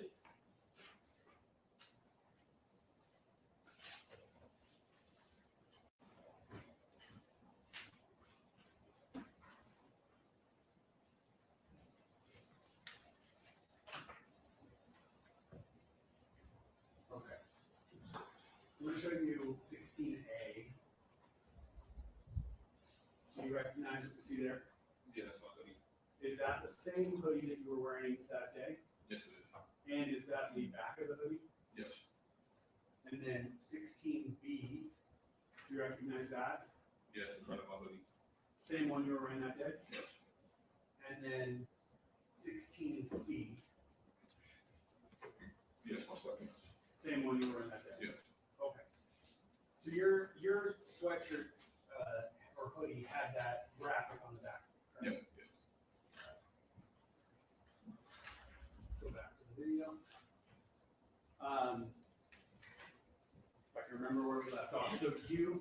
Oh, it's wrong with my video.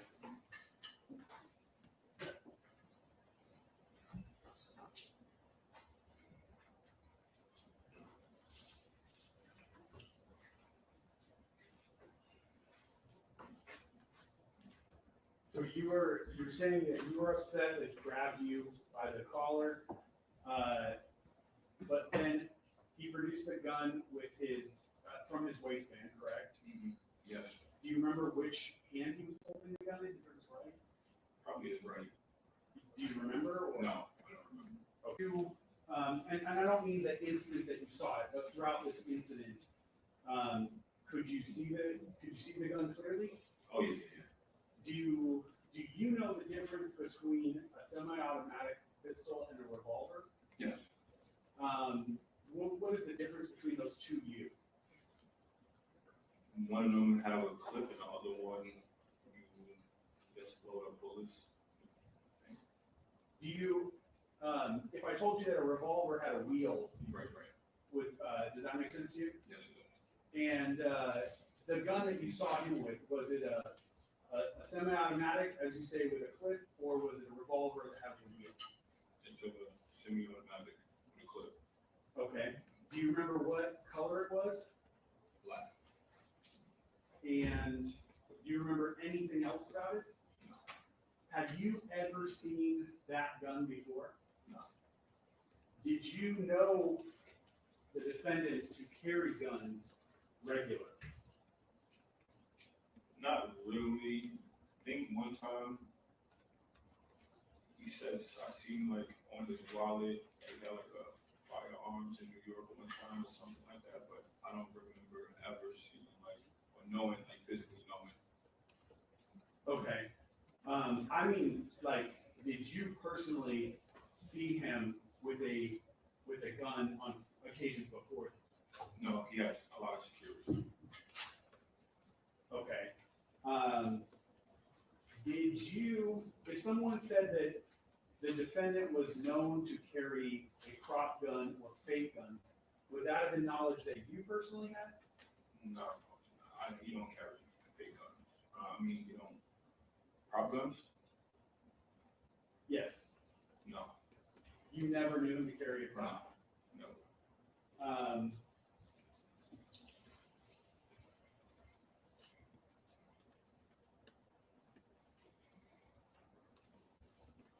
Did you ever know him to have any guns? And I don't mean, now I want to kind of broaden it, so not that he would carry in public, but guns that he would have either at his house or anywhere else. Not to my knowledge. I never physically seen any guns on Rocky. Okay. Except for That night. that day when Yeah, that night. Okay. Now, from what we see on the video, the two of you move off screen off the video. Do you agree with that? Yes. And when the two of you move off of the screen, is that where he first pulled the gun out of his waistband? Yeah. What was the first thing that you saw him do with the gun? Oh, he pointed at me, and then that's when Illijah was like in between, and he's like, "I'll kill you right now, pussy," or like whatever, like just was. And then I'm right behind Illijah, and I'm saying, "If you brought a gun, use it then. Like the fuck you brought a gun for, pussy." That's the words I was saying to him. When you said he pointed it at you, where on your body was it pointing? Like towards my stomach, like towards like my headish a little, like everything was happening so fast. You know what I mean? And from what you're describing, was it moving? Yeah, it was moving. He had it up. Okay, so he didn't just hold it at your stomach. It was kind of No, he was looking for a spot to shoot. Okay. Like if Illijah wasn't there, I don't know what would happen. And you said as he was pointing it at you, what did he say? I'll kill you right now. And was that in an angry tone? Yeah, he was livid.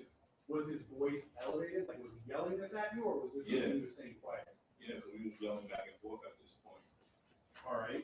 And you said that after he pointed the gun at you, you became angry, correct? Yeah, I became furious. So what did you say back to him? I told him to use it.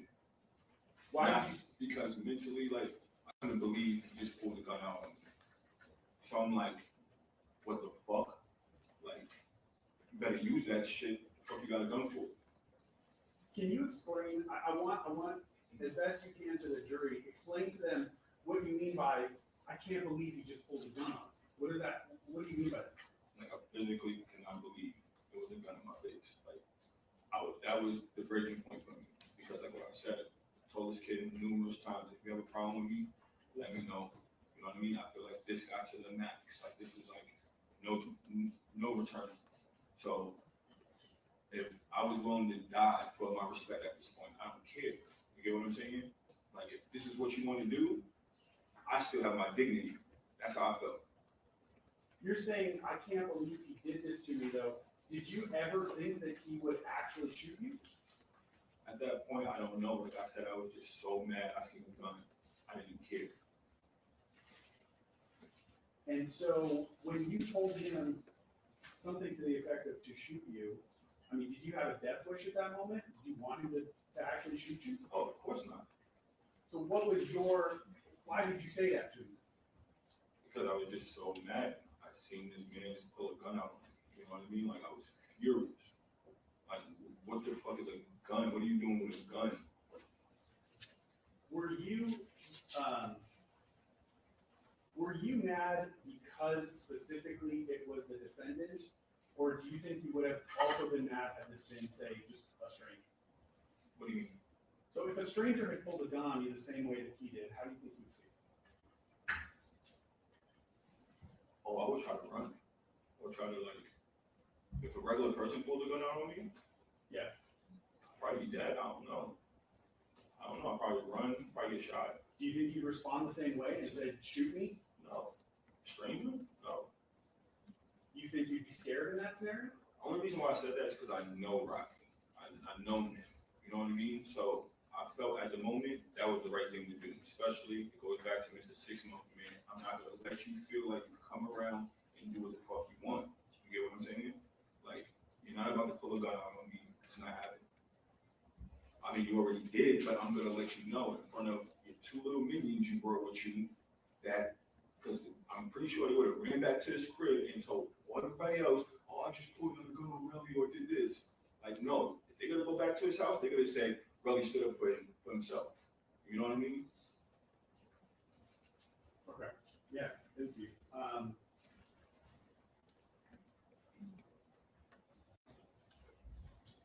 So I believe you said that Ills was the one who got between you, correct?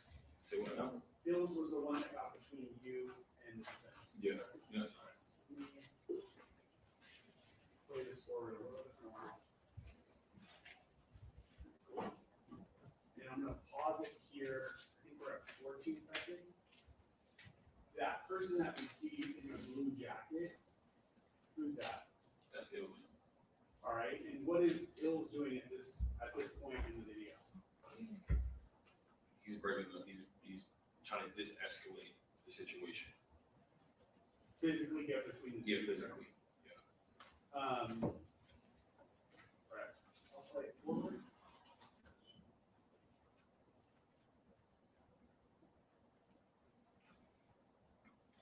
Now, I can go back to YouTube. I paused it at 23 seconds on this video. The very bottom left-hand corner, we saw someone with a red kind of jacket. You agree with that? Yeah. Yes. Who was that? That's Jamal Twelby. Okay. What, if you remember, what was Twelby doing during this interaction? He was off to the side the whole time. He was not trying to, like, everything happened so fast. Like, from what I can remember, he was just, like, looking. Ills was, that's why I said, like, even after everything, like, I don't care if me, Ills don't talk, I still love the kid because he put himself in between everything. You know what I mean? Now, 12, he was off on the side. He was just looking, like, and then when I guess he seen the Ills intervene, that's when he kind of intervened, but I don't think he would have did anything. Okay. Is it fair to say that when you're having this interaction with the defendant, you're focused much more attention on him? Oh, yeah, for sure. Very far less so than whatever 12 is doing. Is that a yes? Yes. Okay. All right, I'll just kind of play it through here.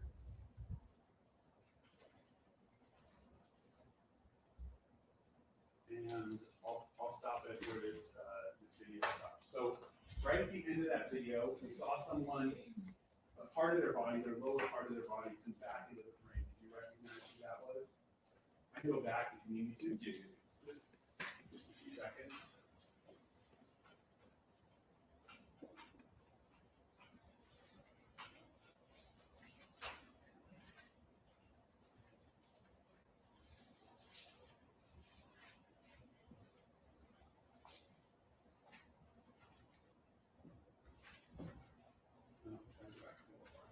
Okay, great, let's stop it right there.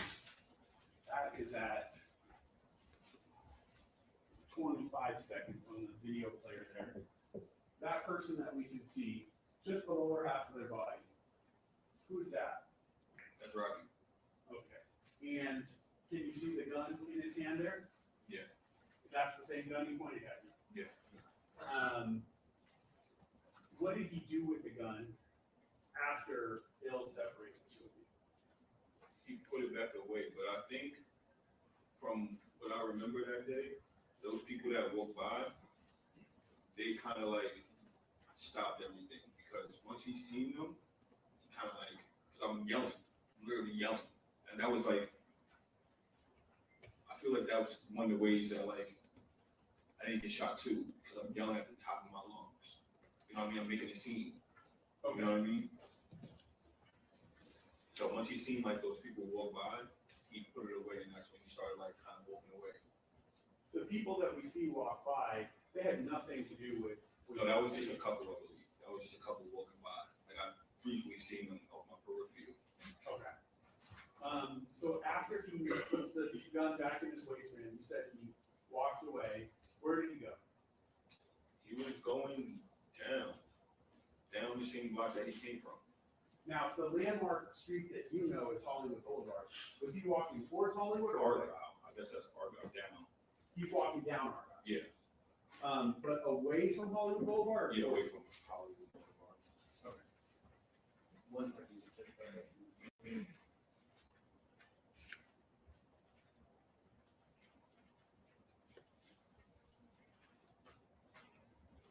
Do you remember the clothing that Illz was wearing at all? I think he had like a varsity on and like had or something like that. The varsity, was it a blue jacket? Yeah. Okay. It was like a Stussy jacket, like a custom one.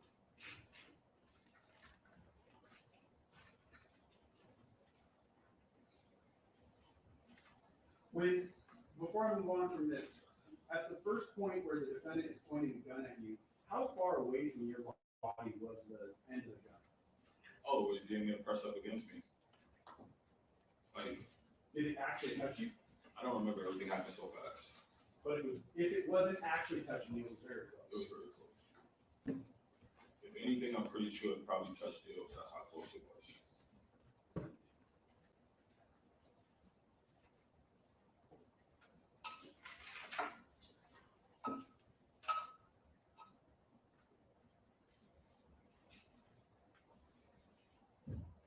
Did you say to the defendant, put that fake gun away? No. Is that something that you would say to him? No, well, why would I say put that big gun away? Or why, does that confuse you because you don't know him to actually carry a fake gun? It's just confusing me all around.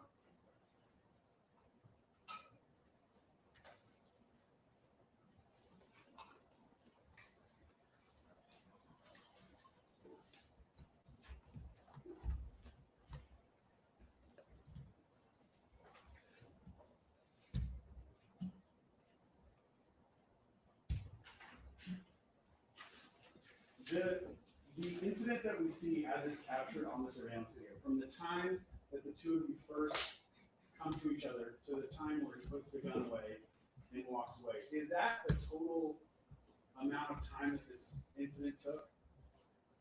What do you mean? Meaning, after you all walk off camera at the end of this clip, was there anything else that you remember that happened at the parking garage, or was that he just walked away?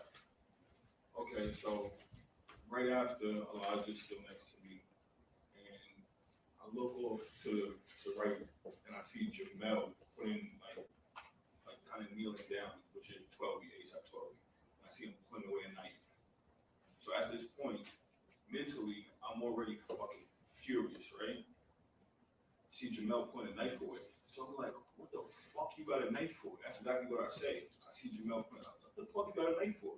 Because I'm thinking this is okay, if me and Rocky got a problem, it's a white flag situation. The other two should not be interacting. If anything, they're going to be de-escalating or breaking it up. So to my knowledge, I'm like, oh, hell no. So now I'm walking with them. And I'm literally screaming out at the top of my lungs, damn near, on how Rocky failed us and how Jamel went on tour with Rocky for about 8 or 9 years. He's back in the projects. Not that it's his fault, but this is the type of things that occur. You You know what I mean? You pull the blanket away, and there's nothing there. Okay. And then I'm saying other things too. I'm just verbally expressing how I feel. You know what I mean? Because I know I will never see this dude again. You just pulled a gun out on me. You know what I mean? Like, I probably would have walked away if I didn't see Jamel with the knife. Because I'm still with Illz, like right here, kind of. But when I seen that, I'm like, well, fuck it. I'm just gonna talk whatever the fuck I want to say.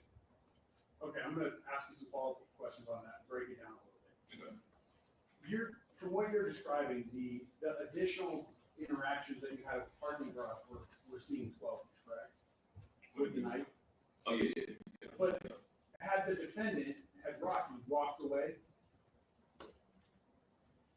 Say what? had Rocky walked away? Everything was happening fast. So he was not quite far away. He was not even it's probably like a little bit from like where you at. And I'm sitting right here.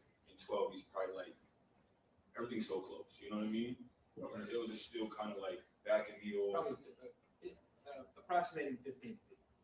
Okay, so, but my point is, the video that we watched is almost exactly 30 seconds, from the time you guys come together to the time you walk off camera. Is that your recollection of maybe how long that interaction at the parking garage took was 30 seconds? With the whole incident right there? Yes. I wouldn't know. Okay. Unless I look at the video timestamps and stuff like that. Is it fair to say that it was quick? Oh yeah, it was quick. Okay. Then he went walking, you said, away from Hollywood Boulevard on Art. Correct? Yes. Yes. And he was about 15 feet away from you. The defendant was about 15 feet away, and that's when you saw 12B. Yeah, his back was turned though. He was like kind of walking already. 12B, no, Rocky. Rocky was kind of walking away already. It was just still next to me, like, because we just broke up the situation, and 12B was putting the knife away. How close to you was 12B? I wasn't, probably like about, if I was to skip, probably like 3 skips away, because after I said, what the fuck you got a knife for, 12B kind of walked a little faster to Rocky. I've had a lot of people estimate using different things. I've never had anyone estimate with skips. How far do you think a skip is? Because that's what I was thinking, because I was physically thinking, I was thinking about punching 12B. You know what I mean? Like, what do you got a knife for? But how close was he? That's what I'm trying to figure out. He was about 3 or 4 skips away. What does skip mean? How far is a skip? You know what I mean? No. How far is a You skip? can point to something in the court. Like it's the middle of where that line is at, like not too Like here? Approximately yeah, a little bit more 7 there. feet Yeah, from like right there. Okay. about 7 to 8 feet. Yeah, All a right. little further actually, because he's bending down, so I'm like he's putting the knife away. So then when I see that, I'm like fuck, like what the fuck am I gonna do right now? Let me stop you though. The knife specifically, what did the knife look like? I don't know. I just seen it quick. Everything happened quick. I just seen him putting away the knife, and then he said it's not like that. What He is, said no, it's not like that, and then he's walking towards Rocky. what is putting a knife away mean to you? Like, is it a folding knife or he's I holding guess it? it was a folding knife. Okay, not like he's wearing a sheath and he's tucking it in his waist. No. All right. So he's folding the knife, he puts it in his pocket? Yeah. All right. No, I think he put it in his coat. He kind of like, as soon as he seen the meeting, observed him putting the knife away, he kind of like put it away, kind of scurried off to Rocky, like towards Rocky. All right. So if the defendant was the first person to walk away, is 12B the second person to walk after him? Yeah. And then you're standing with Illz. Then I'm walking with Illz pretty much, and Illz is still telling me, yo, can you go? And I'm just letting them have it, like just telling him whatever I feel like. You know what I mean? But you're kind of side by side with Illz. Yeah, I'm side by side with Illz. Because that's why I was able to like grab him. You used a couple terms in your answer before. You said this was like a white flag situation. Yeah, What does that mean? Meaning we're all ASAP members. So if one person has a problem with another, I'm not expecting anybody else to intervene, or like, you know what I mean? Other than like supporting the person they came with, which they did. They escorted Rocky. It was in LA for the couples. did you feel like, and I don't wanna put words in your mouth, so this isn't how you felt, let us know, but did you feel like this whole situation, this whole link up, as you described it, was a setup? Oh, yeah, for sure. But nothing. I don't think the other two, I think they was just, because Rocky had everybody in his house. I was looking on social media later, and I noticed everybody was in his house. So, and if he's flying them to LA, I'm pretty sure he's not getting them a hotel. So I'm pretty sure he's still in his house. I am gonna object, that was the question. It was leading and it was also non-responsive. Let's take the break now, folks. We're gonna resume. Remember, tomorrow's 10, not 10:30. So please be outside the courtroom doors as close to that time as possible. We will resume with this testimony. Go ahead and leave all your materials on your chairs. Don't discuss the case, don't consult for anybody else. Please don't look at anything in print media or electronic media. See you tomorrow.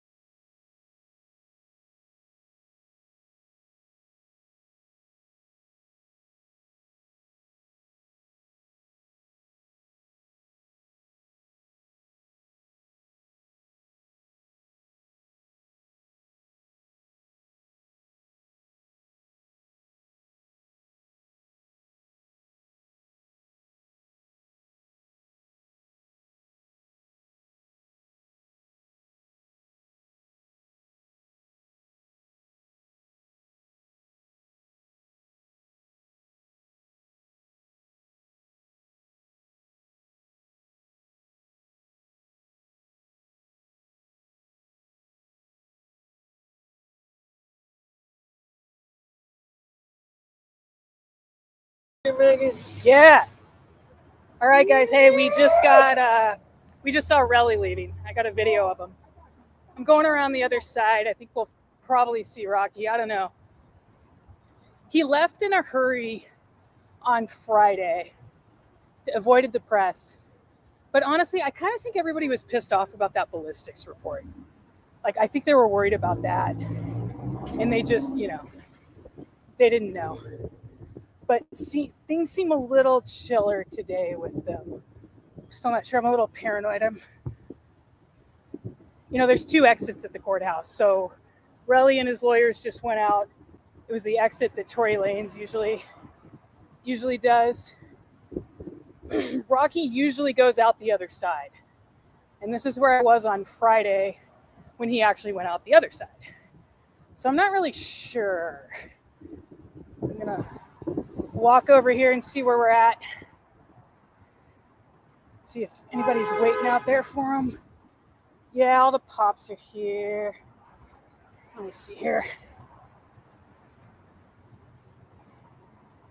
It's always unclear like what exit he's gonna go out of, though, Really, all the time it's here.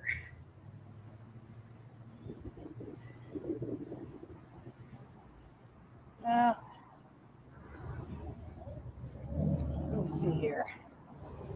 I wish I could show you the video I got of Relli, but it's like on my phone right now, so I'm not sure how easily I can do that.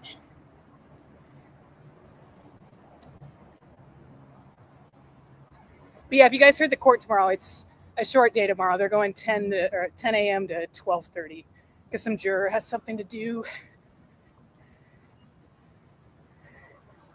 So I'm coming back over here. There's kind of like a middle place you can stand. Oh, is this him? Oh yeah, that's Rocky's family. I don't think others. Here.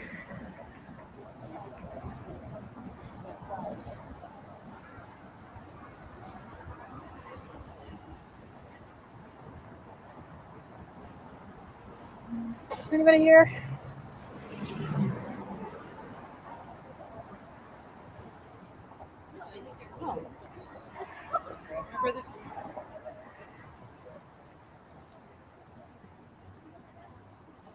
So everybody's waiting around here. On the side. Y'all got the same side. What's up, guys? I'm streaming live. Y'all got the same. Yeah, hey. Has anyone seen him? Did he leave? Did his family leave? No, not yet. This case that really left. Okay, yeah. So it's kind of I don't know. I'm wondering if we should go over there. You never know which exit he's going to go out. Last time he came out this Came way, out so here. next time he might go this way. Right? Or what about the tunnel? He might be the tunnel. Probably not the tunnel. His sister came out this side his family went out that way. Yeah, and then they came around this way to get him. Really just came out this way. I'm just thinking that. Yeah, I kind of got the impression they seemed a little pissed off on Friday, probably about that ballistics report. But things are a little calmer now. Yeah, that car is going around. Okay, yeah. I'm gonna walk over to the other side. Yeah, we're all trying to figure out which way he's gonna go out of. All right, now we're going back over to where we were. And it sucks because the quickest way, of course, to get to the other exit is just to cut through the courthouse. But because you have to go through security, like, it just takes too long. There's no way, Everybody's paranoid that we're going to miss it.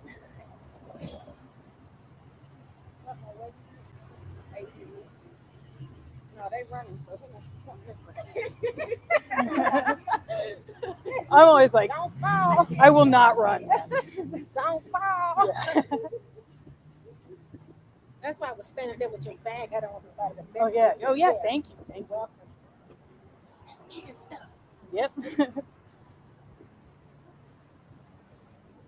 Yeah, so there's this little parking lot in the area here where their black SUVs pull into the parking lot and pick them up here. But like I said, this is always where he gets in and gets out. But on Friday, he kind of threw us for a loop and went out the other way. But here, I'll get it in back of me. But yeah, that's the parking lot that they always pull into. So. They have a tunnel too, where the Oh yeah.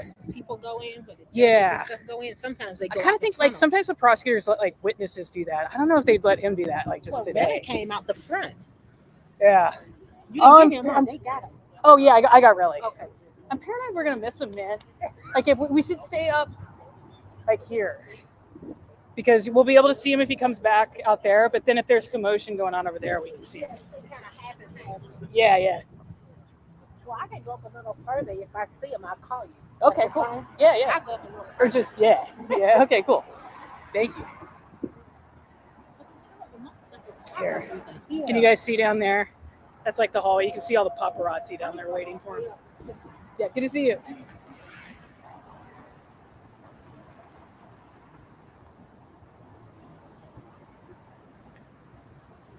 Should probably send my video of Relli to my guy at Backgrid. I can upload stuff, but this guy at Backgrid said if I just text him stuff, he'll upload it for me. It's hard to say. Trial just got started.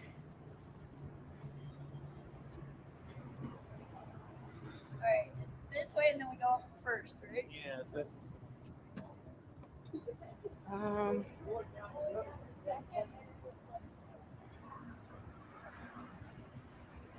All right.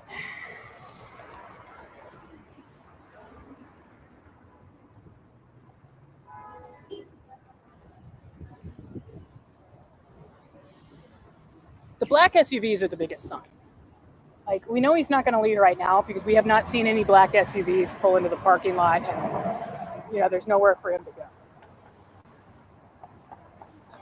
And a lot of the times, like celebrities like this at court, they'll wait inside the courthouse until they actually get a call from their driver being like, yeah, we're here.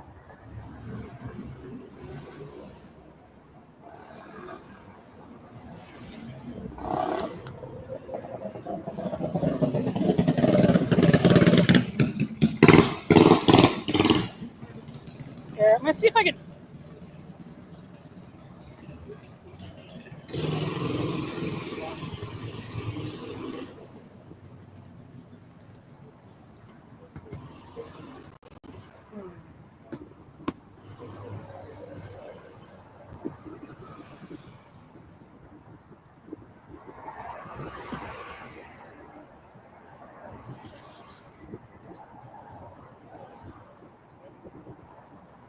There we go.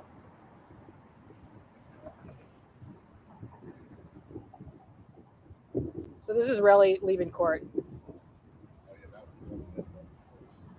Somebody was yelling at him, like asking him about being a snitch and stuff. And you can see his lawyer, Ben Shue, like turn around. There's Ben. That's Johnny Depp's lawyer. I wish I had sound here.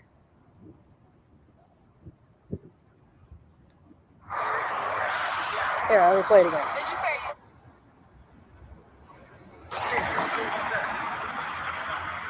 That's Relli leaving a few minutes ago.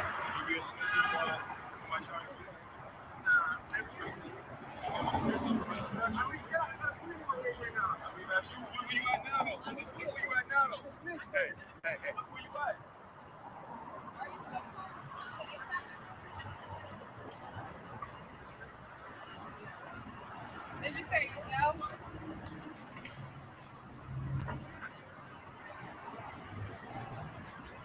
That's it.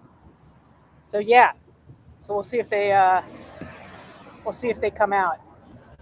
I see my homie's up maybe 100 feet from me, or looking through the other fence. So she'll holler if she sees him. Thanks for tuning in, guys. This is fun.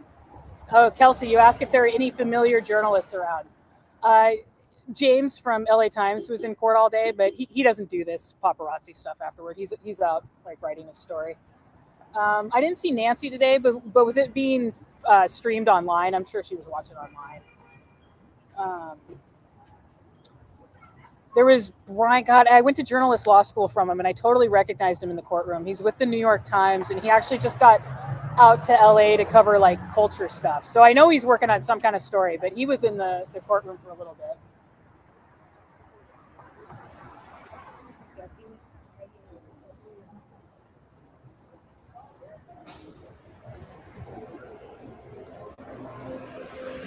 But yeah, it's tomorrow at 10. 10 to 12:30. So we're definitely not going to get done with Relli tomorrow. We might get to cross-examination, probably. But I mean, I figure he has at least another hour of direct exam before we get to anything. So tomorrow will be a short day. Oh wait, here we go. Oh, here's his mom. Okay, I'm gonna go around so you guys can see.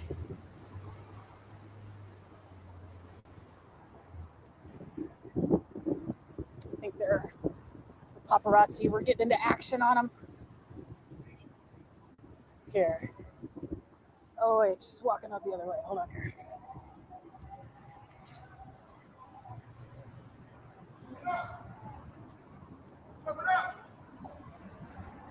Everybody's warning each other like, oh, he's coming out. He's coming out. So here they come. They're going to be right in back of me. You guys are going to be able to see them. Oops, sorry. Yeah, here they go.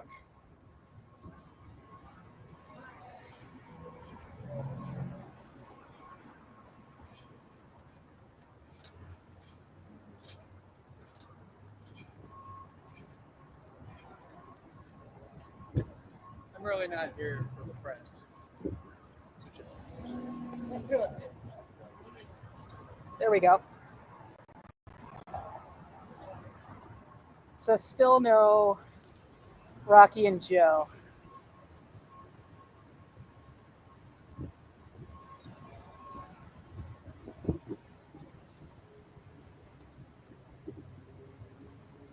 And really, with that gag order in place now, Joe better be careful about talking to us. You know, he's always so friendly, but Judge was pretty specific in his order. So the judge seems super cool too, but I think he'd probably be a little pissed off if somebody blatantly violated his court order like that. What's up, Gabe? What's up? I'm sorry, brother. Still waiting for her? What's his fuck? Yeah. Hey, say hi. I'm streaming online. What's up? This guy's the best. Professional paparazzi right here. What's up, baby girl? I'm good. How you doing? Here's another group coming out. Neek is there. Neek at night. I'm trying to wait. We're streaming online. Hey. Yeah. What's up? Where are we? What up? Yeah. It seems like it's freezing cold. I think we're gonna go to the Yeah. I had to go back to the front. You know, they might have used that tunnel today, you know that? I mean, it's not like he was camera shy, you know? It's just be weird. Like, why? Like, he gets photographed every day, except, like, why are this? Probably today is probably one of them days, I would say. I'm assuming they're just busy in there, like, talking about the case and everything. That They're probably too, but probably still, working. This one might have got to him a little bit today, you know? Yeah. You think somebody you've been knowing ever since you were how old? I think they were really pissed off on Friday about the late ballistics report. Like, just the DA releasing that at the last minute. Yeah. I think that's why they were that all... was a little stickler, Yeah. I would say. A detail. Yeah. Yeah. I agree with that. Okay, there. You guys see the SUVs pulling in here? Yeah, that's them. These are his SUVs.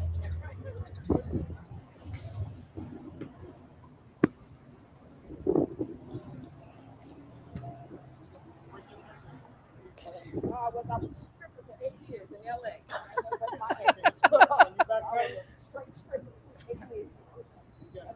She was a stripper for 8 years in LA. We all got Don't get in the way, you're gonna get ran over. I'm just letting you know. You're not used to football. I'm not used to football. Are you going to be here for a little bit? I was wondering if I could put my laptop on top of your car. Okay, cool, thanks. All right. Got to place the rest of the laptop for a little bit. Search for it. That's Yeah. what I call it growth. Yeah. Use all things around you. Yeah, right?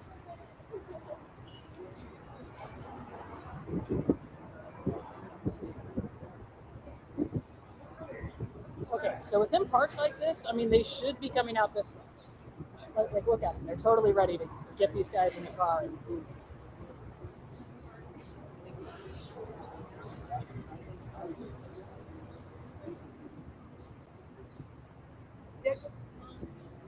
The gaggle when you see them, too. Everyone's just going to, like, go in on them.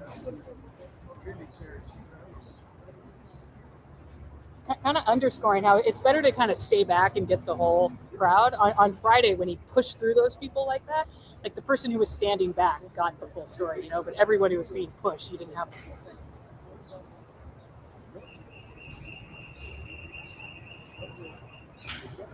Here, this morning he had a message for the people when he walked in. Let me see if I can pull it out.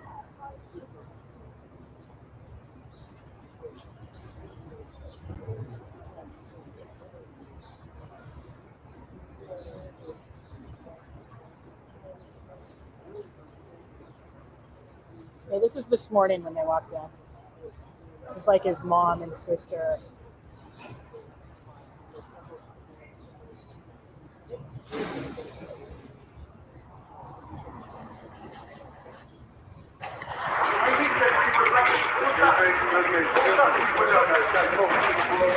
Ladies and gentlemen,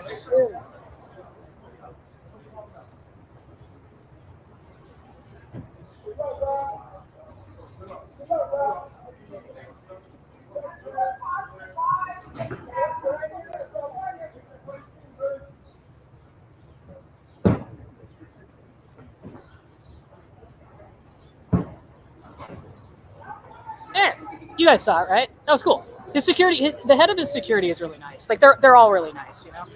They know that we're doing jobs and like, you know. And honestly, when he pushed through those reporters yesterday, I was like, he would never do that to me, and I would never do that to him. But like they were right in his face and stepping on his toes and stuff. I mean, you know how it goes.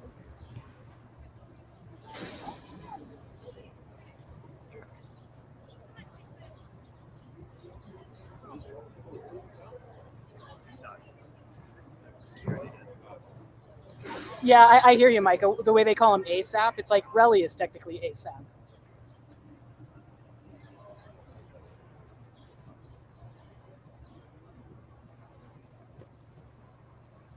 At this point, you can kind of just leave. I mean, he's not going to roll the window down. We already got him. You never see him after this. But sometimes it's fun just to see the finale when they drive off.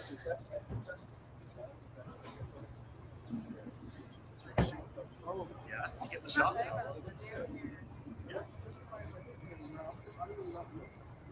Welcome to the iPad.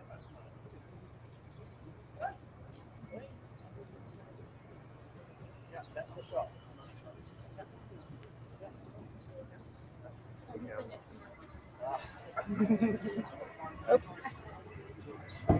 There.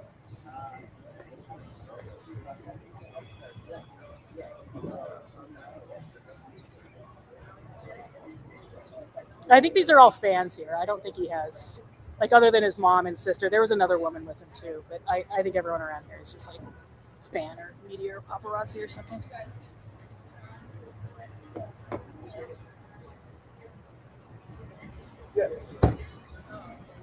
No, Rihanna's not here.